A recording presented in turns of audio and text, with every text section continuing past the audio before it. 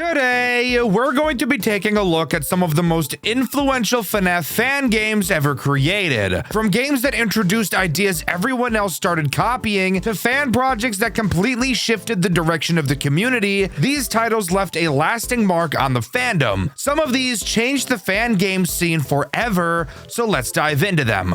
What do you think is the most underrated Five Nights at Freddy's fan game ever made? A series that is so amazing you'd think it'd be talked about everywhere, but when you go to check, it seems like nobody has ever even heard of it. The game we'll be covering today is one of those games for me, and when doing research for this video, especially when talking about the lore, I found it incredibly difficult to piece it together because of how little information there seems to be about it. But rest assured, I think I've got it figured out. The game we'll be covering today is Project Readjusted, a FNAF fan game with one of my favorite stories of all time. Sit back, relax, and let's jump into this amazing trilogy together. The first big change I noticed in Project Readjusted from most FNAF games is the way the phone calls were handled. Rather than having the phone calls take place inside the game, this game instead chooses to have us listen to the phone call before we even load into the office, instead giving us a still image to look at showing the characters we will be seeing on each night. I'll admit it's unique, however, I think I'd personally prefer to be able to mess around with the cameras, mechanics, and so on while the phone guy is talking, and just have to make sure nobody moves while that's happening. I feel that's a much better way to utilize the first phone call in a FNAF game. The first phone call doesn't give out any meaningful information, really just going over how the main character Buster works, but it's my job to explain the mechanics, so I don't think I'll be letting the depressed sounding Wei Ji do that for me. Upon loading into the office, you may feel just a little cramped, and that's normal. This office is teeny tiny, like much smaller than most FNAF offices I've seen in my days. Obviously, we have a door to the office, because if we didn't, I'd question how we even got into the room in the first place. However, the interesting thing about this door is that it doesn't close. Oh, Dexter, does it not have an actual door? Like, it's just a doorway? No, there's a door. Our character just for some reason chooses not to close it. But instead of thinking that's because we're playing in the shoes of a dumbass, I'm instead going to assume it's because we're playing in the shoes of a badass who isn't scared of anything. We also, of course, have our cameras, which are very interesting to say the least. To start, they have two modes, lights on mode and useless mode, because as I'm sure you could have guessed, if the lights are off, you can't see anything. I know, groundbreaking. You'll also notice you have a camera stability percentage. What does that mean? Well, as the name suggests, it reads the percentage of your camera stability. I'm sorry, I'll stop talking like that. While on your cameras, the stability will quickly decrease. Putting the camera down will cause it to quickly increase back up. If it drops down to 0, you're gonna have to wait a while before being able to use it again. So, what about that Buster fella I mentioned earlier? How does he work? Great question, viewer of questionable stench. Buster is as basic as a character can get. I'm sure you could probably guess what he does, but it's my job to tell you. Buster will move around through the cameras with the goal of getting to your office. Once there, he'll peek his little head through the door. Using this comically large blue button on the wall of your office, you can shine a light into the doorway, revealing he has the teeth of a British person. Hold this light on him for long enough and he'll go away. Simple sugar. After night 1, we get a short cutscene. You guys seem to like the narration I did in my Maggie's video, so instead of just summarizing what happened like I would usually do, I figured why not narrate this as well. Hey, it's been a long time, you and me.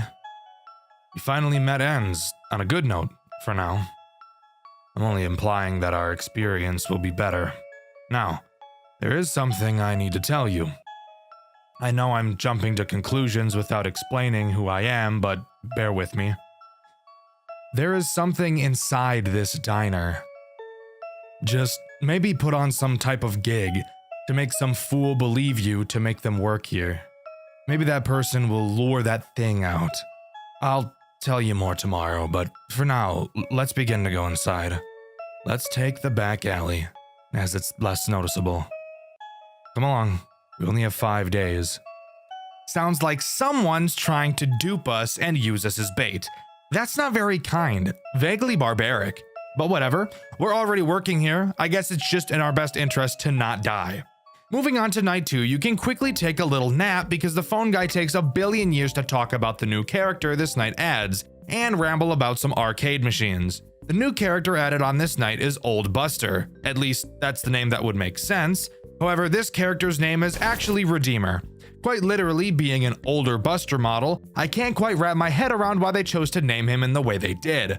Redeemer makes use of your vents, something I've neglected to mention thus far. You can't really see it, but the vent is to the right of your office behind the door, so just out of sight. Redeemer does whatever he damn well pleases until he eventually decides to enter the vent. When he does, an obvious sound cue will play letting you know he's entered. Once he reaches your office, he'll dive in.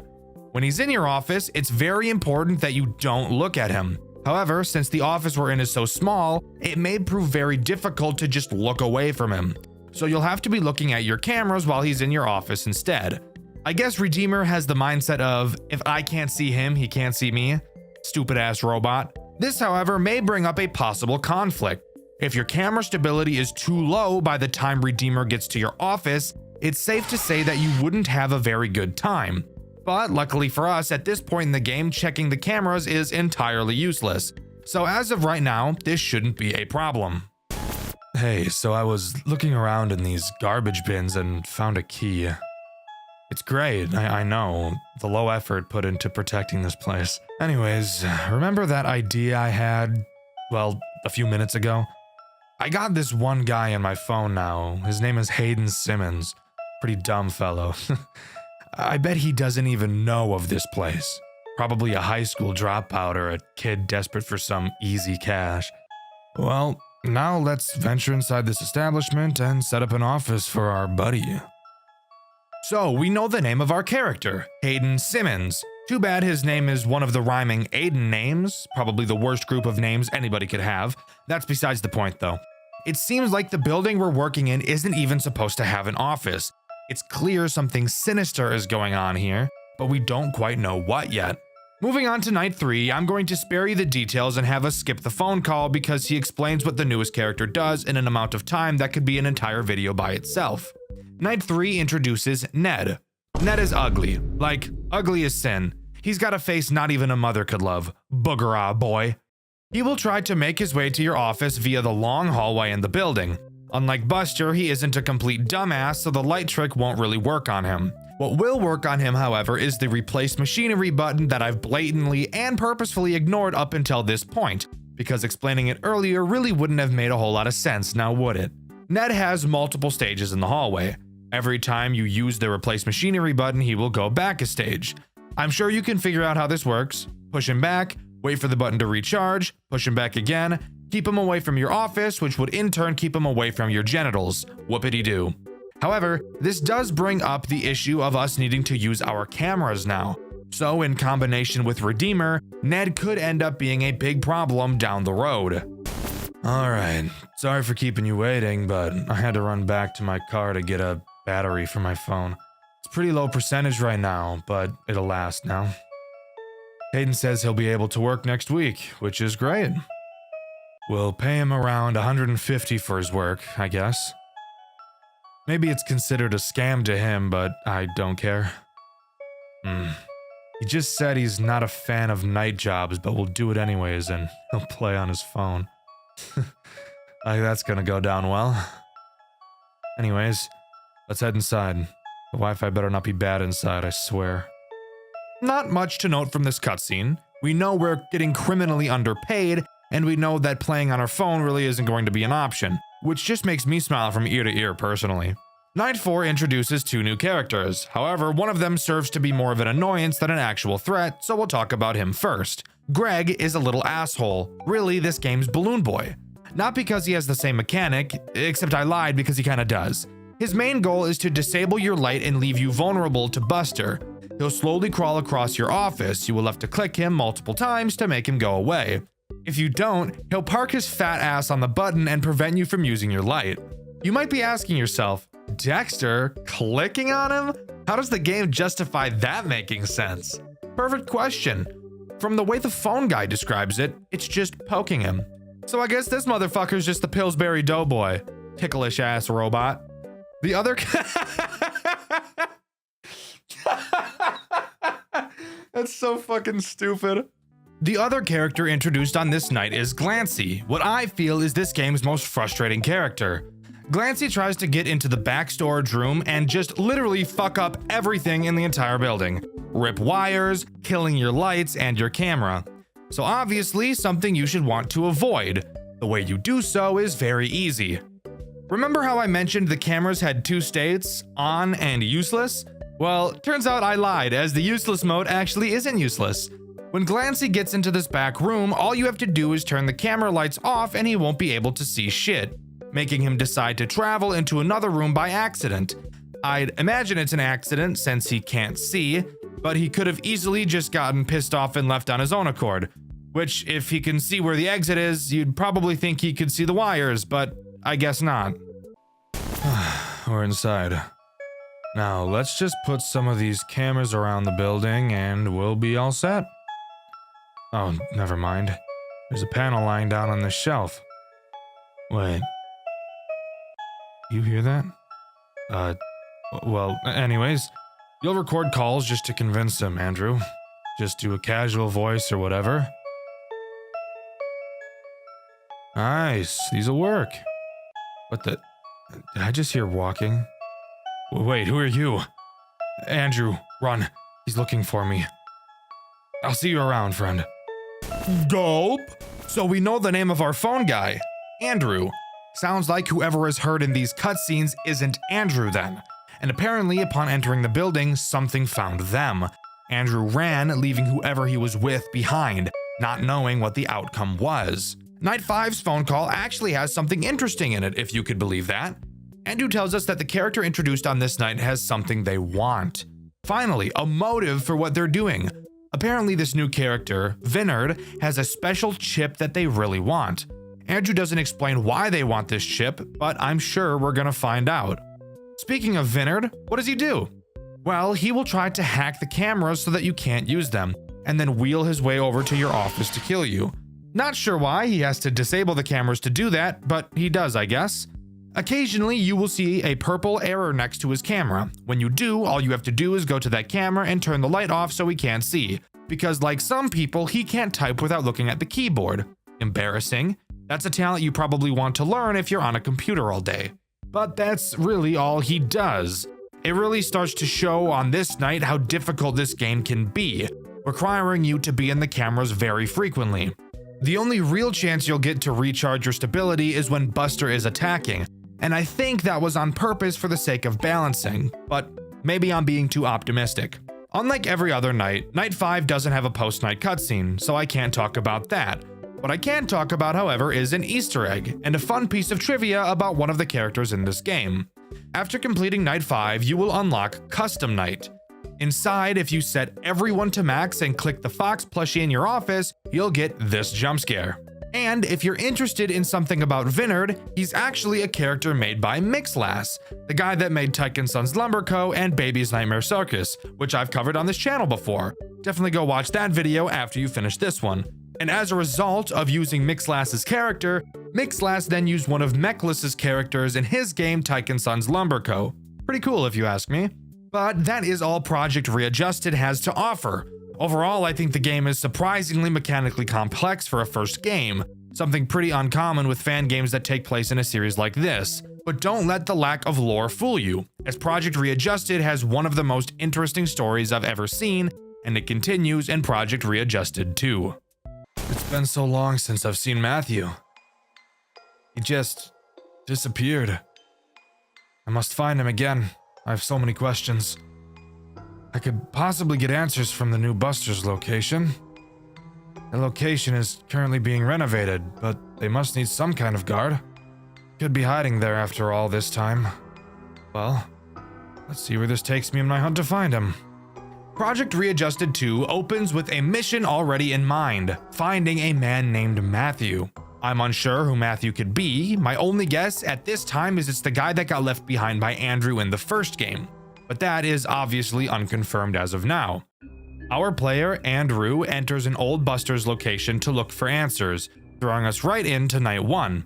Loading into night 1, we get a call from the phone guy who goes over the basics of what we'll be doing. He mentions that they're currently working on newer models of all the characters. Not a whole lot of interest to point out during this call. However, what is of interest is how scared I was when I first saw the equivalent of 3 fucking music boxes and 1 camera. But lucky us, we don't have to worry about that right now. Unlike Readjusted 1, this game doesn't have anything to stop you from staring at your cameras for as long as you'd like, which is a breath of fresh air. But that only means that this game is going to be AIDS in a different way, and we'll figure out how soon. Let's talk about the first and only threat Night 1 introduces, Cable Buster, who I'm just going to be calling Buster because I'm lazy. Buster makes use of a new mechanic this game introduces, the Showtime tapes in Camera 1. When Buster gets to either Camera 5 or Camera 7, you will have to look at him. He will be repeating a day of the week. I don't know why he feels the need to say it out loud constantly. Phone guy explained that apparently that's what he's designed to do, walk around the building and inform people when the show is about to start. But why would he say the day of the week if that was the case? I have no idea. Once Buster says what day of the week the show is on, you will have to quickly go to Camera 1, set the sound file to the day of the week he stated, and play the audio track. This will cause him to meander back to Camera 1 and do a little jiggy. Just kidding, he doesn't dance. I just lied to you. Something isn't right. Papers are coming in about a missing person. A missing person at the old Buster's. It must have been the spy that Matthew took care of. He's on the prowl and I will end it in this place. There's no way I can fail this. His tracks are so hidden yet so predictable. I just need more clues. So, Matthew killed a guy, and not just any guy, he killed a spy. So clearly Matthew is probably a bad and dangerous man. So we should approach with caution. Not knowing anything else, we move on to Night 2. Night 2, the phone guy introduces some new mechanics, but fuck him, my voice sounds better. Night 2 introduces Infested Glancer, but before we talk about what he does, we should talk about the second thing our cameras can do. Show some air ducts. Hooray! The air duct menu is very reminiscent of the ones from Ultimate Custom Night. You have a radar that you can use to detect anything moving inside. Spoiler alert, Glancer is inside. You may also notice that there are 3 things you can repair. Are your FNAF 3 senses going off? Because mine are going haywire and it's making me want to off myself. The 3 things to repair are your radar, your lights, and your doors. Glancer will attack any of the 3 vents in your air ducts, all of which lead to your office. Use the radar to find where he is and close the door when he gets too close. You'll notice that you have a meter on this screen that tracks your door power. If it runs out, you'll have to reboot the doors, and of course, after too many uses of your radar, you'll have to reboot that as well. Glancer brings up a very obvious issue. He's fucking annoying, and he's very fast, easily being the most annoying character in this entire game, demanding the majority of your attention like a clingy girlfriend that you're slowly falling out of love with. And of course, the repairs in this game are some of the most frustrating mechanics I've ever had to deal with, spending the majority of my playthrough listening to that ear-grating beeping. This is where camera stalling comes into play. By staring at Glancer, or Buster if you really wanted to, you can prevent them from moving.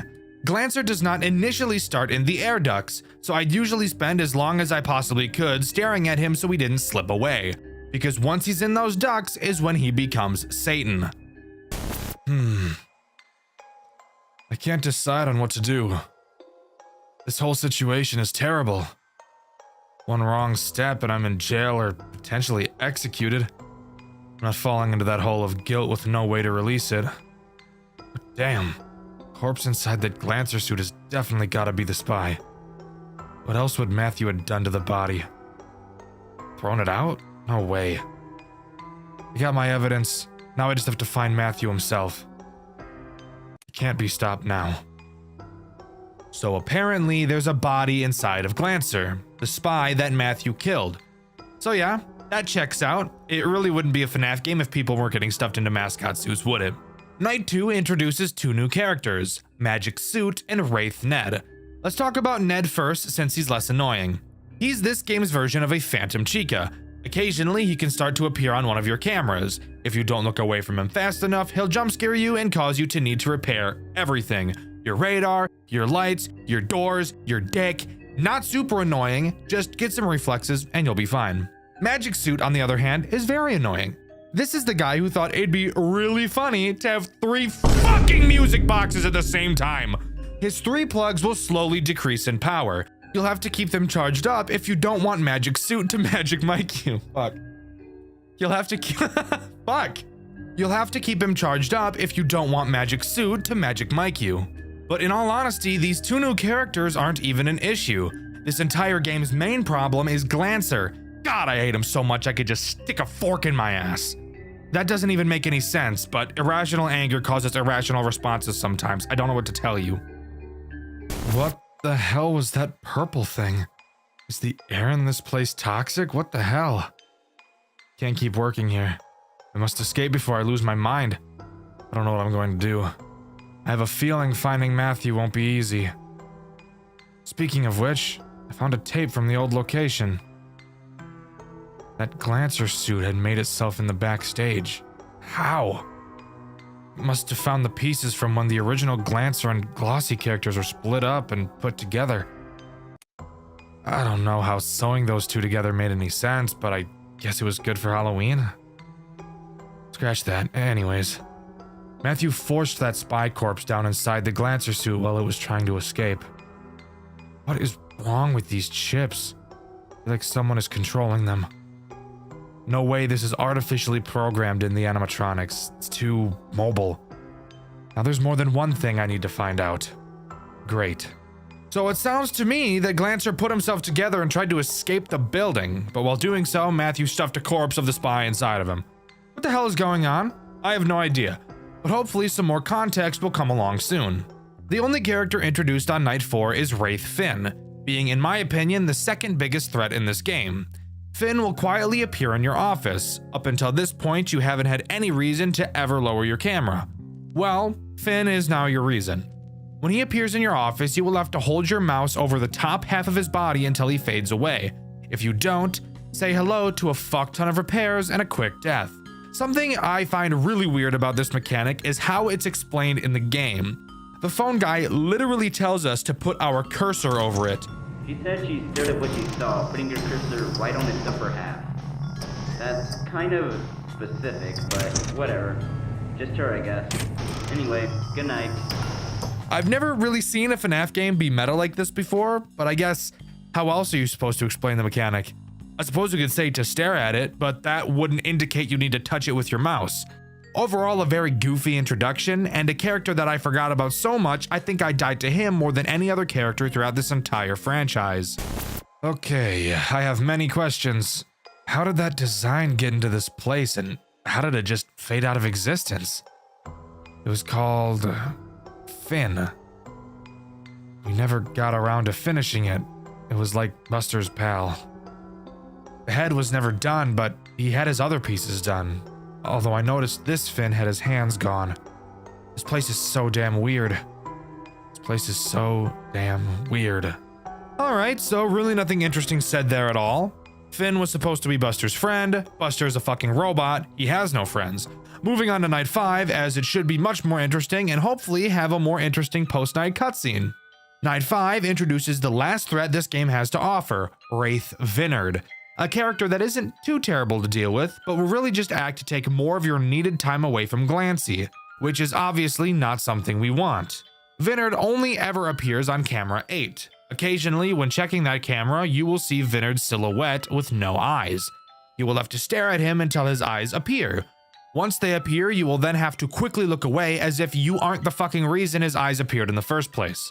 Something super interesting to note that I haven't mentioned so far is how these wraiths have been explained by the phone guy, being the only characters he's convinced aren't real. But you might be wondering, if he doesn't think they're real, why does he mention them? That's a good point. Apparently, the guard that worked here before us left several notes about these wraiths, and the phone guy is reading her notes to us in the phone calls. Maybe as an in case, maybe just to make fun of her, who's to say? Either way, I find it interesting. Vinard? With legs? What is going on anymore? I can't take things seriously. Wait, no. I hear sirens. I still haven't found Matthew. And I got several people outside awaiting my arrival. Police cars. Someone found out. Someone told them.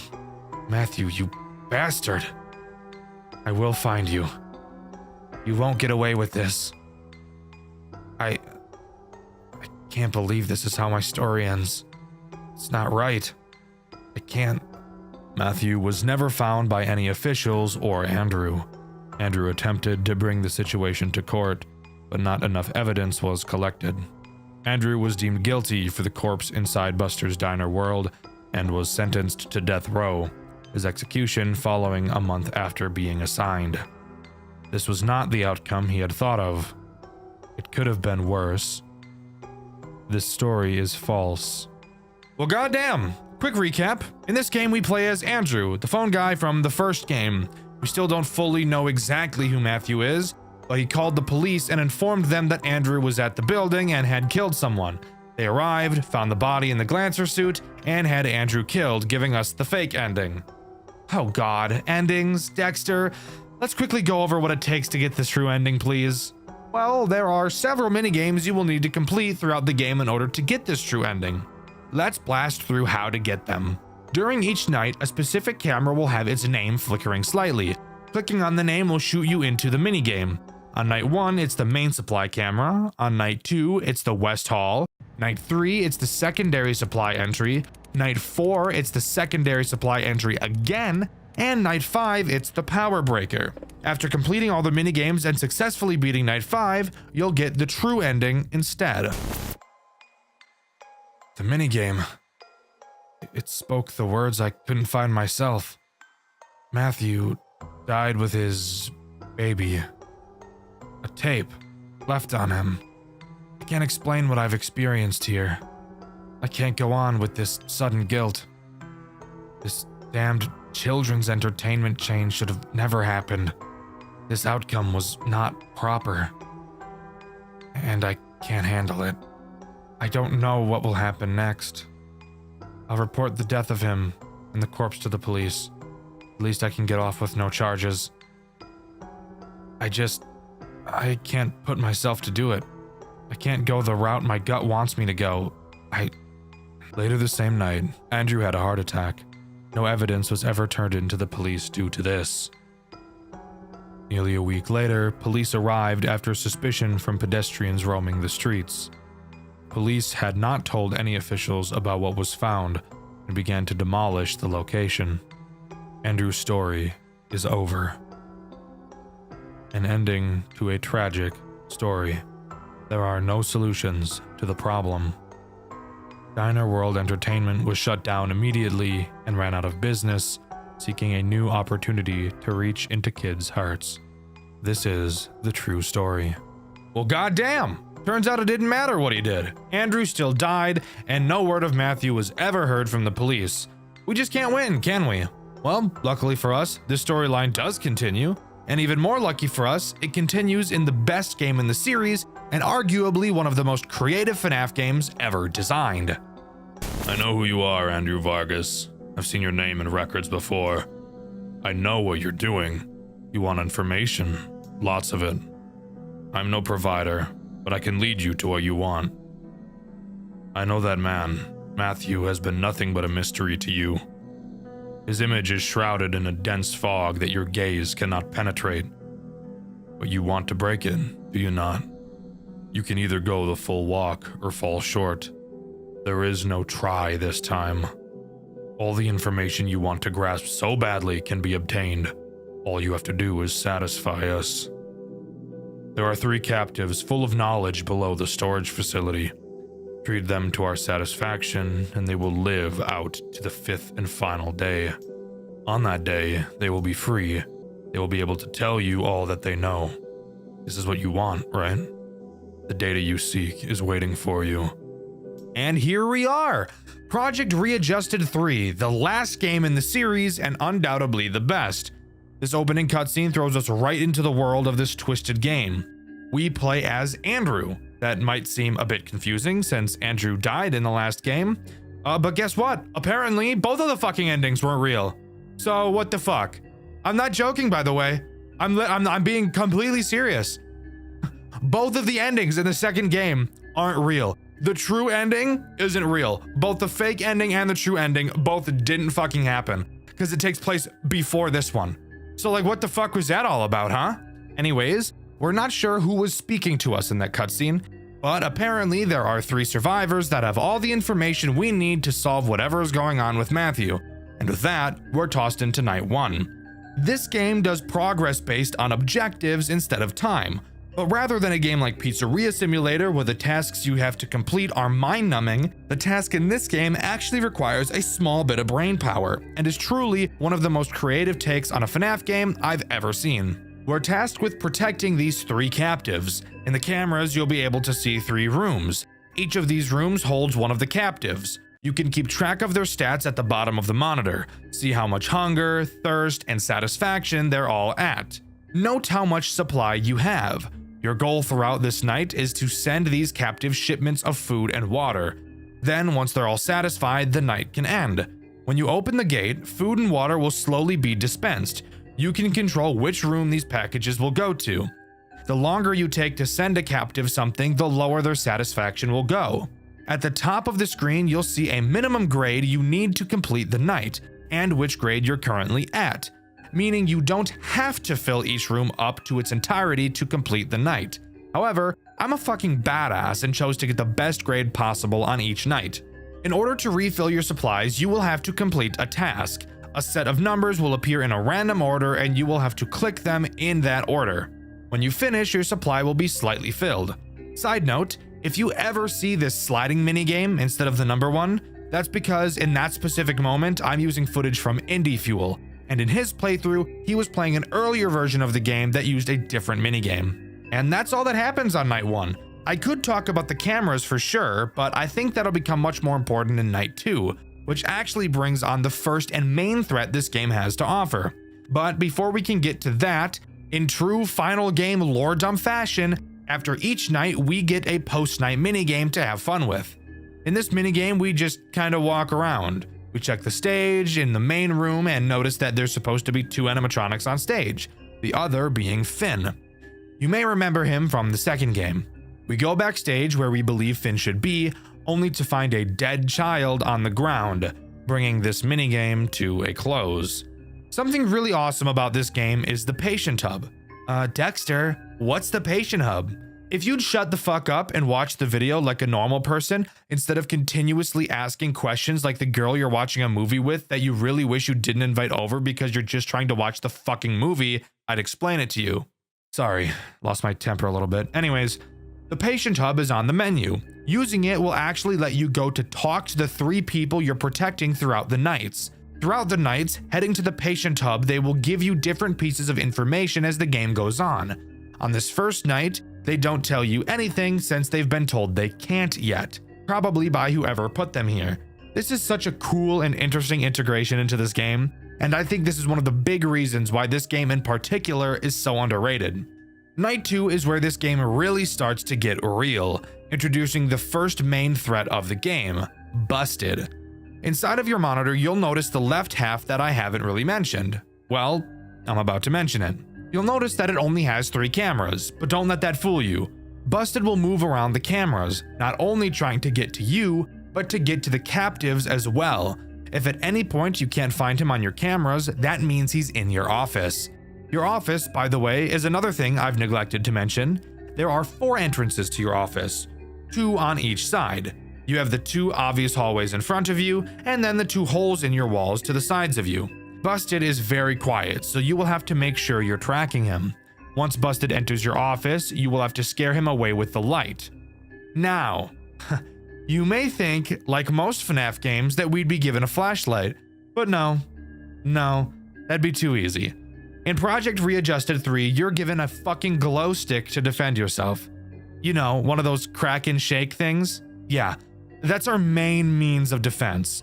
When Busted is in your office, you have to hold the glow stick on him to scare him away, but there's a catch.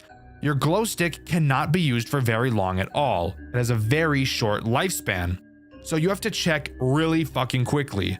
Obviously, if you don't, you'll die. But if you remember, I mentioned Busted being able to attack the captives as well. While watching Busted on your cameras, you may notice that on any of the three, he may get a bit too close to some of the patient doors. If he does, that's how you know he's about to attack them. When you see him doing this, you must ring the bell on your desk. The noise will attract him to your office and away from the patients. Something super interesting about Busted attacking patients is that if he kills one, you don't lose, and it will actually make the remaining nights easier since you'll have less mouths to feed. However, as I'm sure you could have guessed, if a patient dies, they will never come back throughout the rest of the game. That means no more talking to them in the patient hub at the end of the nights. And of course, if you let all 3 patients die, then you will lose the game. This right here is one of the coolest mechanics I've ever seen in a FNAF game. Project Readjusted 3 is literally just being placed in a saw trap, really. In the post-night 2 minigame, we talk with the other guards about what we saw. They mentioned this is the second time this has happened. Walking up to the stage, we find another dead child, presumably killed by Buster. We're told to check the office for anything else, and we do. Upon finding nothing, we walk back, only to see the ghost of some unknown spirit that looks like Finn walking away. I started seeing some weird things recently. They were purple weird things. It got closer as I blinded myself, but as I looked at it, it faded away. I don't know what to do. At least the leader himself isn't down here. He is very strict. He would be looking at me, making sure I was staying put and acting appropriately.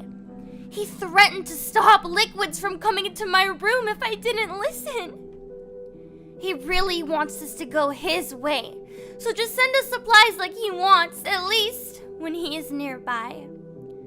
As long as he doesn't notice you aren't doing what he wants, you should be fine. This place is a crazed house, and it's all your fault. I can't believe this. You better get out of here in the end. With me alive! I've started hearing screams. It sounded like it came from a room adjacent to mine. Maybe I'm hallucinating. After all, we are under that old building. You know it had the fume problem, right? Surely you do. You used to work there. You told us all about you. My sister used to work there, but she hasn't touched it since. I think I've figured out why now. Just don't forget about your main threat, but don't let yourself get too paranoid about it. You got this. On night 3, we get introduced to the last threat this game has to offer, the purple hallucinations, explained by the fact that there are strange fumes coming from the facility above. These hallucinations act as a nuisance, but a nuisance you're going to want to maintain. They can appear in any of your cameras or in your office, and they're very quiet. If they're on your cameras, you have to stare at them, and if they're in your office, you have to flash your glow stick at them. They will never kill you themselves, but they will scare the patients if you don't get rid of them. And if the patients get scared, they'll scream, and Busted will kill them. Not at all a difficult threat, but an annoying one nonetheless. The game doesn't really start to get too difficult yet at this point, so let's just move on to the post-night 3 minigame. In the post-night 3 minigame, we really just want to get out of the building at this point. We meet a guard who says that the crowd outside is still going spastic. As we try to walk outside, I'm assuming we start hallucinating? I'm not really sure because I have no idea what else I'm looking at could possibly even be. And the minigame comes to a close. I'm too paranoid. You need to just get us out of here. The creatures are multiplying. Just more staring. Listen out for a squeal if something goes wrong over here. Those purple figures always come for us. Just make sure to get rid of them, please. What's going on over on your end? I keep hearing such strange noises. If you want something out of me, you better keep me satisfied. I don't want whatever is coming for you near me. Ring the bell you were given if one of them is heading to my room, I want to ring that bell all the time, since it is causing noises, of course. Don't be stupid. Hey, I still can't talk about what I know yet, but I think I know something that may help you in your endeavors. I know some of the quirks of that thing that is hunting you right now. It's very stealthy. You need to keep an eye on it all the time. It may hide in various spots, so make sure to be up to snuff with your surroundings. I don't know much about its chip data, though. I only ever overheard my sister read out some blueprints she picked up on her last workday a few years ago. Night 4 doesn't introduce anything new, however I do want to take this time to mention a mechanic this game has that makes the entire experience way more difficult than it would normally be: switching cameras. I know, that may sound like a mechanic that most people wouldn't even think twice about, but it's on this night that Busted can start to get pretty quick when moving around, so quickly moving through the cameras will become important. However, even though there's only 3 cameras, switching through them quickly can prove to be quite nerve-wracking. You cannot click any camera at any time. You can only move to cameras adjacent to the camera you're currently on, which means if you're on camera 1 and want to get to camera 3, you will first have to click on camera 2. Typically, this wouldn't be an issue, but you have to wait for a static animation to play each time you switch a camera before you can switch it again. Sure, the animation itself isn't very long, but when you have to switch as much as you do, that time will quickly add up. Overall, this is more of a nitpick than anything, but it is something I noticed during my playthrough, which you can see on my second channel, Dxtr Black. The post-night 4 minigame is a little bit weird. We play as the ghost we saw at the end of the post-night 2 minigame. We walk around the building, talking to children and guards, hearing messages like, "I blame you," and "How can we punish you?" Eventually, we find the body of another child. We say that we can restore it, and upon coming into contact, we get the message, "You must kill them for me." Just one more to go. Once you left last night, I heard a strange tumbling noise outside. It was metallic and heavy. I don't know what it was, but it may be coming for you this time. Nothing rings a bell, but every time I heard some alarm, it would scamper. I don't think whatever it was likes noise. You have something to play noise? Yes. Please use that to keep yourself safe, but only if it sounds like it's coming close. Using noise at the wrong time may cost you. You better get me out of here ASAP! I'm done playing these games. If it weren't for that guy holding a pistol to my hand for telling you my information early, I would have been long gone. Get it together! I'm tired of talking to you. Get on with it! I heard some ruckus outside, friend. I recognized the weird noise pattern from the debugging process from upstairs. Someone was altering the mascot's code. I know this just because of my sister's curiosity. She brought back some pink robot from her workplace to show me how messed up her work environment was. That thing was tossed in the end. It couldn't move regardless, but the same debugging process intro pattern she used was similar to the one I heard upstairs last night.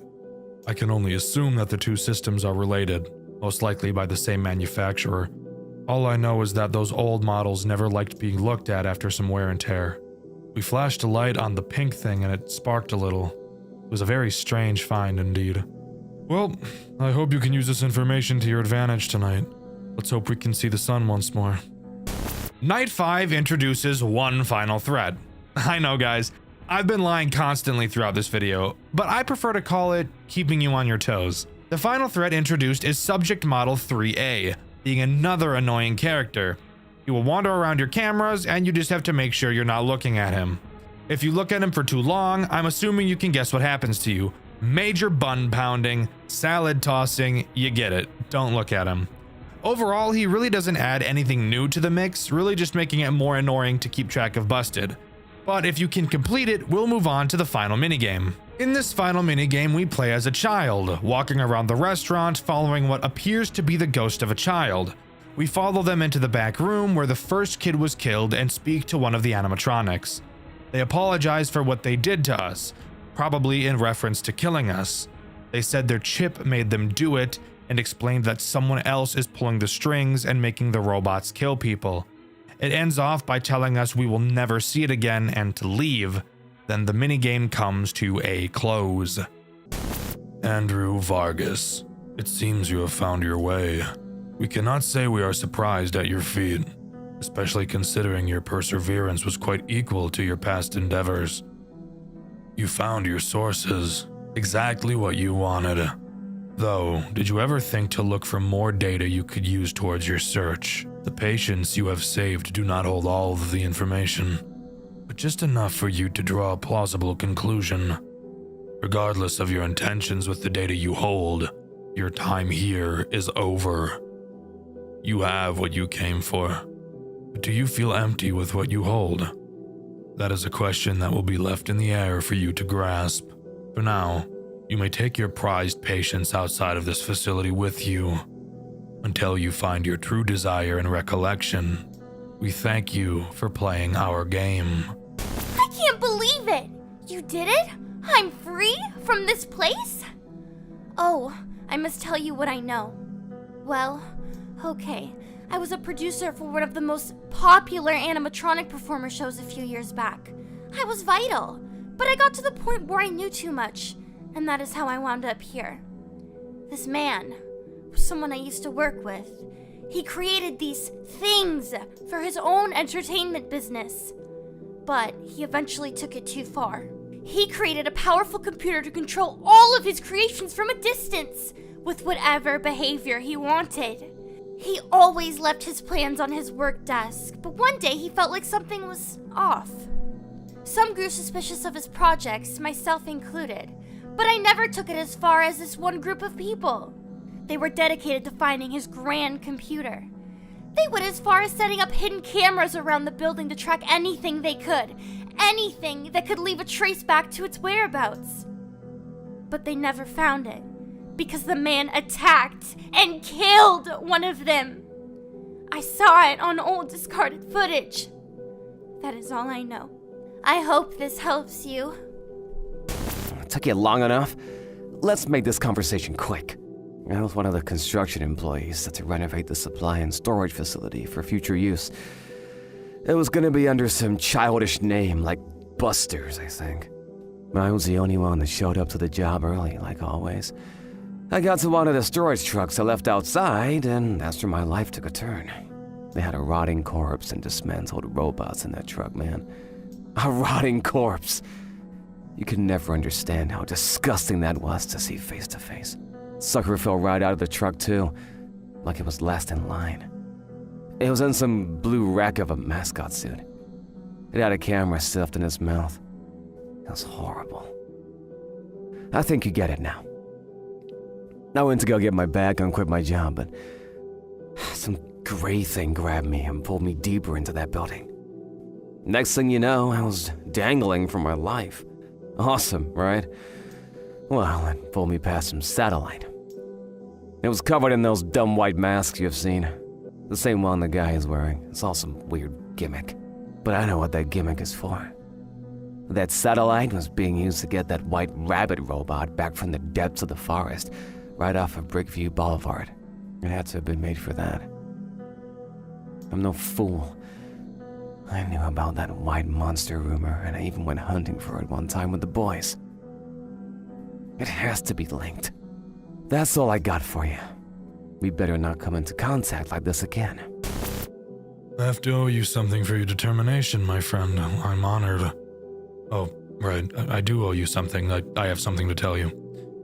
Before this, I was an aspiring mechanical engineer. Machines have always enticed me, so I had been studying it for months prior to this incident.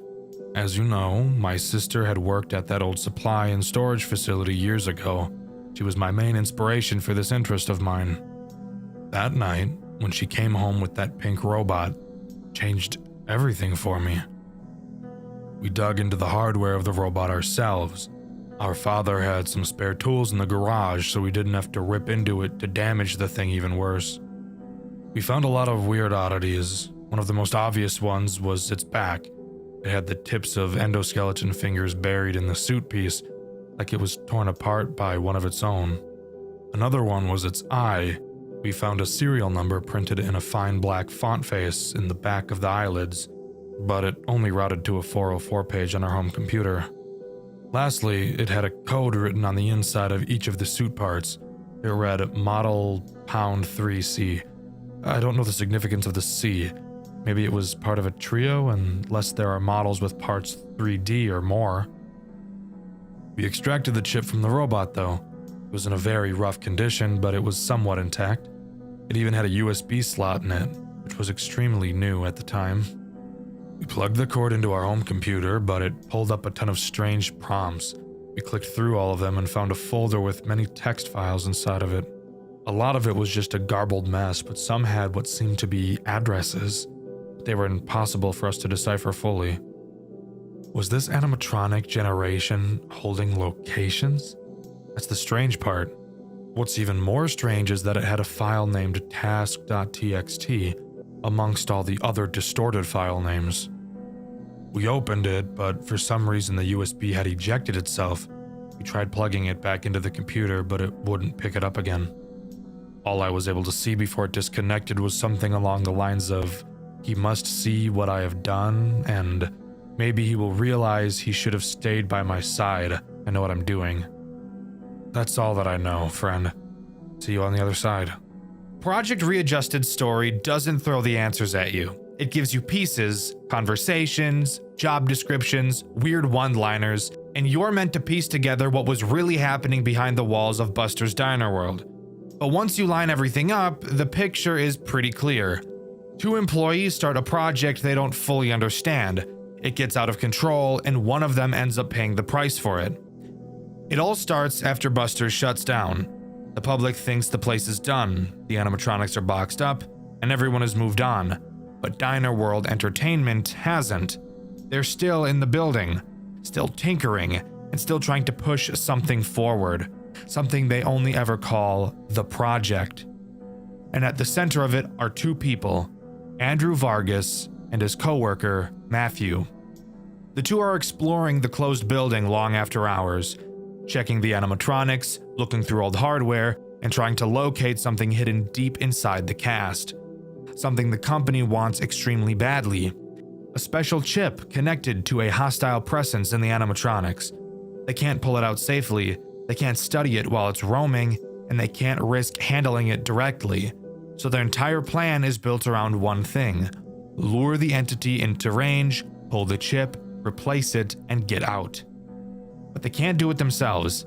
They need someone to sit in the office every night, act like a regular night guard, and unintentionally draw the animatronics towards them so Andrew and Matthew can track the patterns. That's where Hayden comes in. On paper, Hayden is just watching the cameras for 6 short nights. In reality, he's bait. Everything he sees, Buster, Glancer, Redeemer, all of it is part of a larger plan to drag this thing out. And for the most part, the plan works. The animatronics are active, the patterns are recorded, the project moves into its second stage. But then something happens that completely derails Matthew. Someone else breaks into the building. A man who isn't supposed to be there. Someone snooping around who gets far too close to whatever Andrew and Matthew are doing. The fandom calls him the spy, and Matthew panics. Instead of letting their secret get out, he kills the intruder. Not an accident, a choice. And it's the moment everything changes. Andrew is horrified, Matthew goes quiet, and from that point on, the two of them aren't on the same page anymore. Not long after that, Matthew disappears. No goodbye, no confession, no explanation. He's just gone. And Andrew is left with two things: a project he no longer trusts, and a friend who might have destroyed himself trying to finish it. When Project Readjusted 2 begins, we're not playing as Hayden anymore. We're someone closer to the company, a technician finishing their final assignment for Diner World Entertainment. This job isn't about survival, it's about data. Watching animatronic behavior, tracking motion patterns, feeding information back into whatever the project is turning into. And in the background of all of this, someone, heavily implied to be Andrew, keeps repeating the same thoughts. He's been gone for so long. I need answers. Where did he go? The entire game feels like Andrew trying to keep the company satisfied while quietly searching for any clue about Matthew's disappearance. Meanwhile, the animatronics are no longer just mascots. They're infested, corrupted, wired shut, and torn open. The prototypes that were experimented on long after Buster's closed. The project has clearly moved forward, and whatever they pulled from those animatronics is now being pushed into something else, something bigger, something human. And Andrew eventually gets the lead he's been waiting for, something that points away from Buster's, away from the diner entirely, and into a new location, a facility the company is tied to, a place where living subjects are being kept alive for testing. And to follow this trial, Andrew makes a deal, a job offer he can't refuse, something that promises answers about Matthew, at a cost. That's where Project Readjusted 3 picks up. Andrew is now inside this medical facility, sitting in a monitoring booth, watching over patients who can't leave their rooms.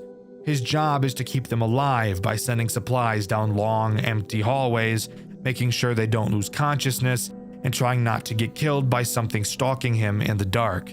A twisted, hulking version of Buster that shouldn't even exist in a place like this. But the deeper Andrew goes, the more obvious it becomes that this facility is just the project's final phase. The animatronics were only the beginning. The chip, the patterns, the experiments, all of it was leading to human testing. And somewhere inside this building, one of the patients isn't just another victim. He's the thing Andrew has been searching for since the moment Matthew vanished. Matthew didn't run. He didn't escape. He didn't move on. He was taken, absorbed into the same project he helped build. In Project Readjusted 3, Matthew is the subjected member, a living test subject altered by the very experiments he and Andrew once tried to control. And that's the real truth behind Project Readjusted. A company digs up something dangerous hidden inside their animatronics. 2 employees tried to pull off a secret extraction, someone dies, one of them vanishes, and years later the entire operation has grown into a human experimentation program, with Matthew trapped at the center of it, and Andrew desperately trying to undo the damage. This game never spells everything out, and the dev has even said the full story was never completely written down, but from what everything we do see, the trilogy comes down to a single idea. They started the project together, Andrew survived it, Matthew didn't. But as far as I could gather and as far as I'm aware, that's all Project Readjusted has to offer. There was supposed to be a final installment, Project Readjusted 4 Jet Black, but it was cancelled due to scheduling conflicts and the pair incident of Game Jolt, which I'm not going to dive into today. Maybe another time.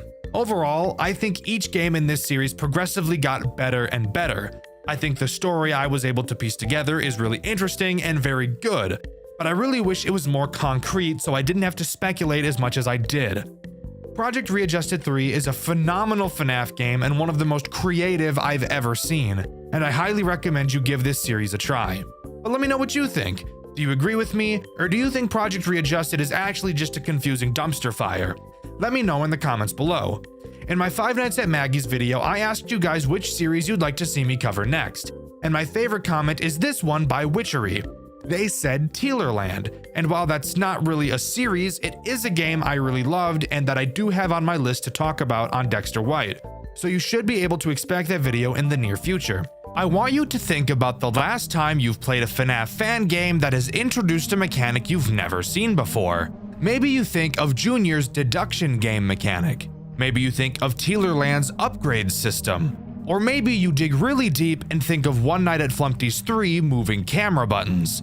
Whatever it may be, I'm sure you can agree that seeing a new mechanic is always interesting, and in my opinion is the most enjoyable part of playing FNAF games. I love exploring what people can come up with. Even if the new mechanics are frustrating, I still love them. The game we'll be covering today introduces a mechanic like nothing I've ever seen before. A game so obscure I'd never heard of it, and I'm willing to bet you've never heard of it either. The game we'll be covering today is After Hours at Cody's, a so far one-off FNAF fan game that introduces one of the most interesting game mechanics I've ever seen, while also telling one of the most gruesome and depraved stories I've ever witnessed. You're not going to want to miss what we have in store today, so let's dive into the world of After Hours at Cody's. Before each night, we get a small cutscene to show us a little bit of what we're getting into. In the Night 1 cutscene, we see a mysterious black figure cause one of the animatronics to awaken. And I'm not gonna lie, the animatronic that wakes up is a bit of a bad bitch, I'm not gonna lie to you. But with that, we do start Night 1. Night 1 obviously introduces one threat. But before we can start talking about that threat, we need to talk about the mechanic in this game that makes it so unique. The cameras. Taking a look at them, you'll notice that there's a long bar in the center of the map with one small section of it being red and a small rectangle quickly moving back and forth across it. If you haven't figured out what these cameras are about to do yet, then let me tell you. When you switch cameras, you will need to time the camera switch up with when the small moving rectangle is inside of the red bar. If you mistime it, then the camera you clicked on will load very slowly, and this is a very fast-paced game. If you time it properly, the camera will load almost instantly. This is such an interesting mechanic that I originally thought I was going to hate. But it's because of this mechanic that I've actually put After Hours at Cody's in my top 5 favorite FNAF fan games of all time. But the timing doesn't only relate to how fast your cameras load. If that was all it did, then this mechanic would be pretty lackluster overall. It also plays a much more integral role with a core mechanic of the game: the power. Your power drains pretty quickly in this game. However, there is a way to recharge it. And unlike in most FNAF games where you can recharge power, it's surprisingly not done by holding down a fucking button like a music box. Thank dick. This time around, it's also tied to the timing mechanic in the cameras.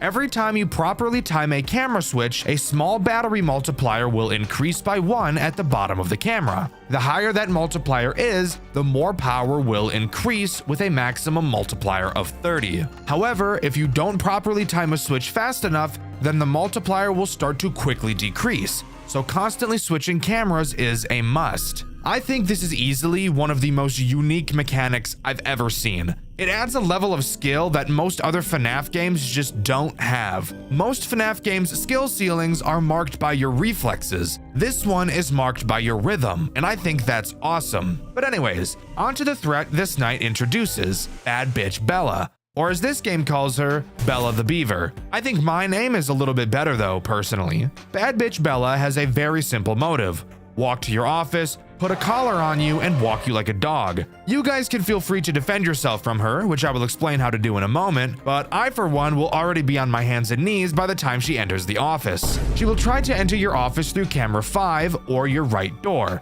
In camera 5, she'll have 2 stages. One where she's far away from the camera, and another where she's much closer. Once she moves to her second phase, you will have to use your camera's alarm system, which, lucky us, is also tied to the timing mechanic. When you press the alarm button, if you don't time it with the red bar, the audio will not play and you'll have to wait for your alarm to charge back up. When you use the alarm on Bad Bitch Bella, she will look at the camera. When she does, all you have to do is close your door, and eventually she will go back to the stage. If you don't use the alarm on her, she will pound on your door and drain a lot of power before leaving, and then Operation Walk You Like a Dog will be set in motion. Very easy character to explain 2 very important mechanics in this game. I think After Hours at Cody's Night 1 is a great example of properly introducing your game's core mechanics in a way that isn't confusing or overwhelming. Plus, you made the character really hot for no reason at all. This is a children's establishment. Why are the characters hot? That's something I'll never be able to wrap my head around. Now, how do we actually complete the night? Surviving until 6 a.m., Dxtr? You fucking retard? Whoa. Hey now. The people in my comments don't like it when you say that word. Do better, retard. Anyways, no. Surviving until 6 a.m. is not how you complete a night in this game. After Hours at Cody's opts to use a task-based completion system. Now everyone hold your breath, because this could either make or break this game depending on how shitty the tasks are. You can exhale. It's okay. The task is mundane. However, it plays into the game's core mechanic, so it actually makes for a very satisfying gameplay loop. Remember that black figure that brought the bad bitch back to life? Well, that character is known in this game as the Anomaly. And judging by that name alone, I'm willing to bet you can guess what this guy is going to do and what the task system in this game is. The Anomaly has a random chance to appear on any of the cameras in your game at any time. If at any point you find him, you will have to use your alarm on the camera that he's on. When you do, your Anomaly counter will go up. After you find him 10 times, the night will be over. You do have to note that he will not always be on a camera, and if you don't find him fast enough when he appears, he will not stay on a camera forever and will eventually leave. Again, overall this mechanic is pretty boring, but because of how well it ties into the timing mechanic, it serves as one of the most enjoyable FNAF experiences I've ever had. But now on to night 2, except I lied because we actually have a cutscene to talk about first. My dear friends, the worst has come to pass. As many of you may already know, my brother, Darren, has not been found since his disappearance earlier this year. He meant the world to me, as I'm sure he did to plenty of you too. His astounding creativity and infallible craftsmanship became the source of so many wonderful memories for children all across the country. These moments we shared will remain evergreen to me for as long as I live. Before I continue though, I'd like to show you this. A child at Cody's gave this to me once when I was visiting the restaurant. Wonderful, isn't it? This creativity we inspire. As it pains me to say, I do understand the suspicion people may have had toward me in the months following my brother's disappearance. But please, I urge you all to understand how these events have weighed heavy on me. He was my family too. The threats I've received since then caused me to think about my place in all this. I know I may not have been the most communicative or involved between the two of us, but I still did hold so much love for the work we did together. All this is to say that I will be stepping down as proprietor of Cody & Co. I've had a long and fulfilling career, and I only hope that the kindness I've shown will continue to reflect on the company as I look forward to finding someone new to handle the reins. But until then, I hope only to leave this company in a better state than it currently remains. If my being a part of this only serves to obstruct the joy and wonder that my brother and I wish to impart, then perhaps it is best if I step down and let the magic live on without me. Thank you for everything. I genuinely had a wonderful time. So, we have two brothers that started this company together, and one of them tragically died. Now, I'm no FNAF expert. Okay, maybe I am a little. I think we're all smart enough to know that the pain in this guy's voice is definitely a little bit sussy. I'm not pointing any fingers here, but if it comes out that his brother is the one who killed him, I would not be surprised in the slightest. Anyways, on to night 2. By the way, if you were curious as to how this game explains the anomaly, well, the phone guy blatantly tells us that we're ghost hunting. Everyone that works in this building knows about this thing and what it can do, and we were more so hired to remove it. If I signed up for a night watch job and got told that, I would walk out of that building before the poor bastard could even hang up. Night 2 introduces one new threat, Morris, who also introduces the last major mechanic this game has to talk about, the curtain behind you. I haven't actually mentioned it so far, but yes, you can turn around in your office to find a curtain.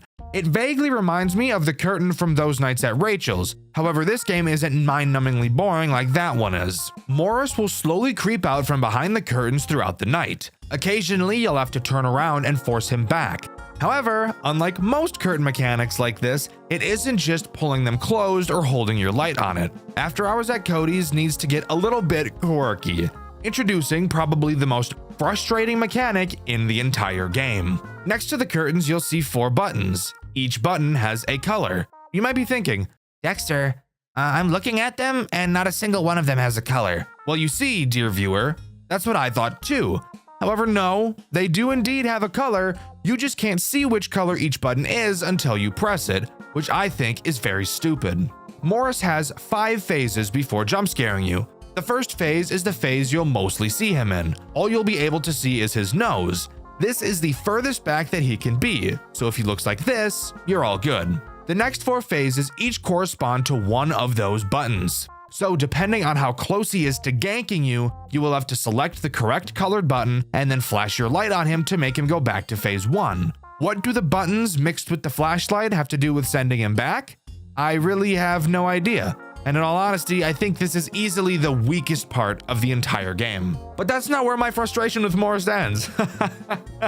No, not at all. Believe it or not, Turning around in your office can be a frustrating experience for literally no reason whatsoever. How, you might be asking? Well, I'd be more than happy to explain it to you. Let's say you're facing towards your doors. Bad bitch Bella is at your door, so for now, the door is closed. While this door is closed, apparently Beth, the name of our player, gets fucking glued to the goddamn ground and is unable to move an inch. Because if either one of your doors are closed, you will be unable to turn around to check on Morris. How does this make any sense at all? It literally fucking doesn't. And that's not all. It gets even more frustrating. Let's imagine you're facing Morris. You press a button and flash your light to send him back. Now it's time to turn around and start filling up our power in the camera again. But uh-oh, fucker! You forgot to press the button you already fucking pressed. Because if any of the buttons are currently toggled on, you can't turn around. Why? Who the fuck knows? I love this game a lot, but holy shit, this is one of the most retarded things I've ever seen. It doesn't make any sense at all. Well, whatever. It's frustrating. It's stupid, but I didn't let it ruin my experience with the rest of this amazing game. Speaking of, let's move on to the post-night 2 cutscene.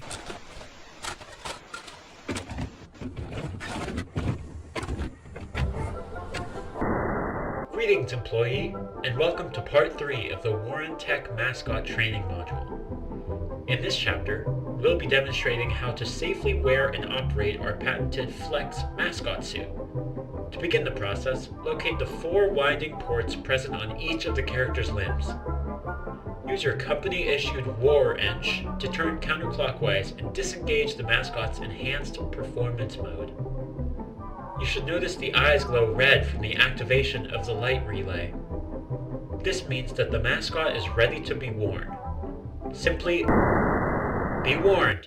Do not, by any circumstances, wear the mascot suit while it is still in its enhanced performance mode. Its specialized routines involve the full rotation and contortion of the extremities.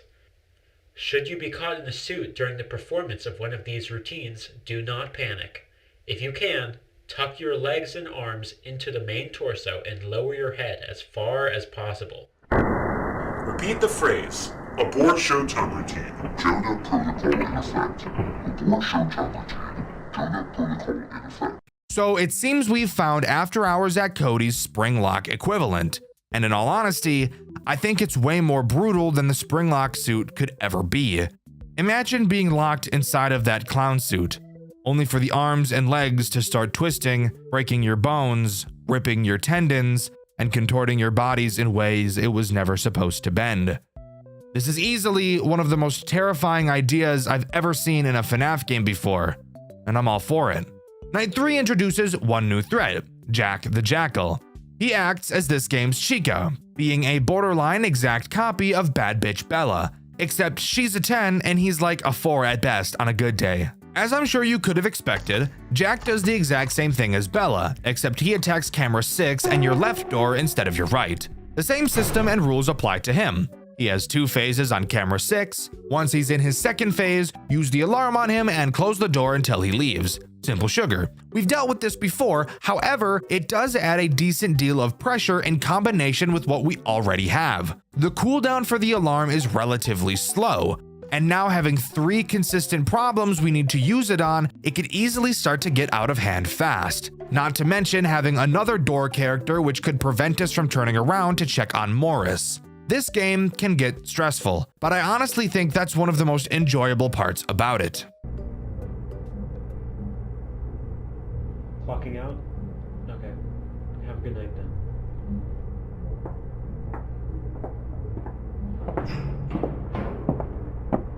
Hey, Lonnie, mind if I talk to you about something? Oh, of course. I was just about to finish up here. What's on your mind? So, I've been going over the company's financial statements to help allocate the budget for next year. I noticed that some of our bank capital's been withdrawn and donated to a couple of undisclosed recipients. They've been blocked out. You wouldn't happen to know anything about this, would you? Okay, if you don't know anything about it, I'll just go ask Cynthia. You won't get anything of value out of her. I made those withdrawals. Alright, that's fine, but let me know next time. Given how much was spent, I don't have enough money left to fund my R&D for the new mascots next year. We need to focus on improving the restaurant before doing anything like this, okay? Anyways, who were the recipients anyway?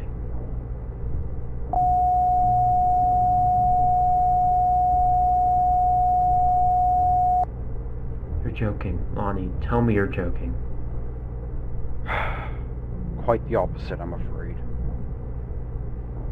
Unbelievable. Unbelievable.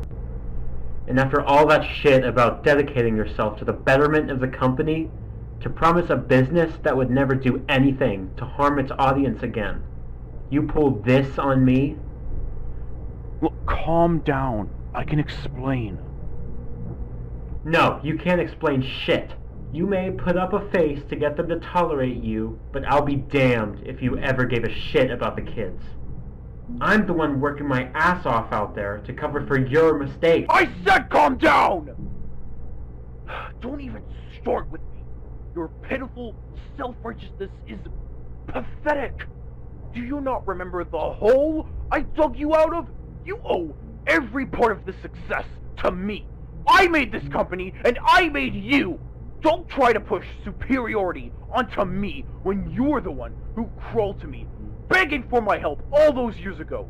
What I do with my company's funds is none of your business.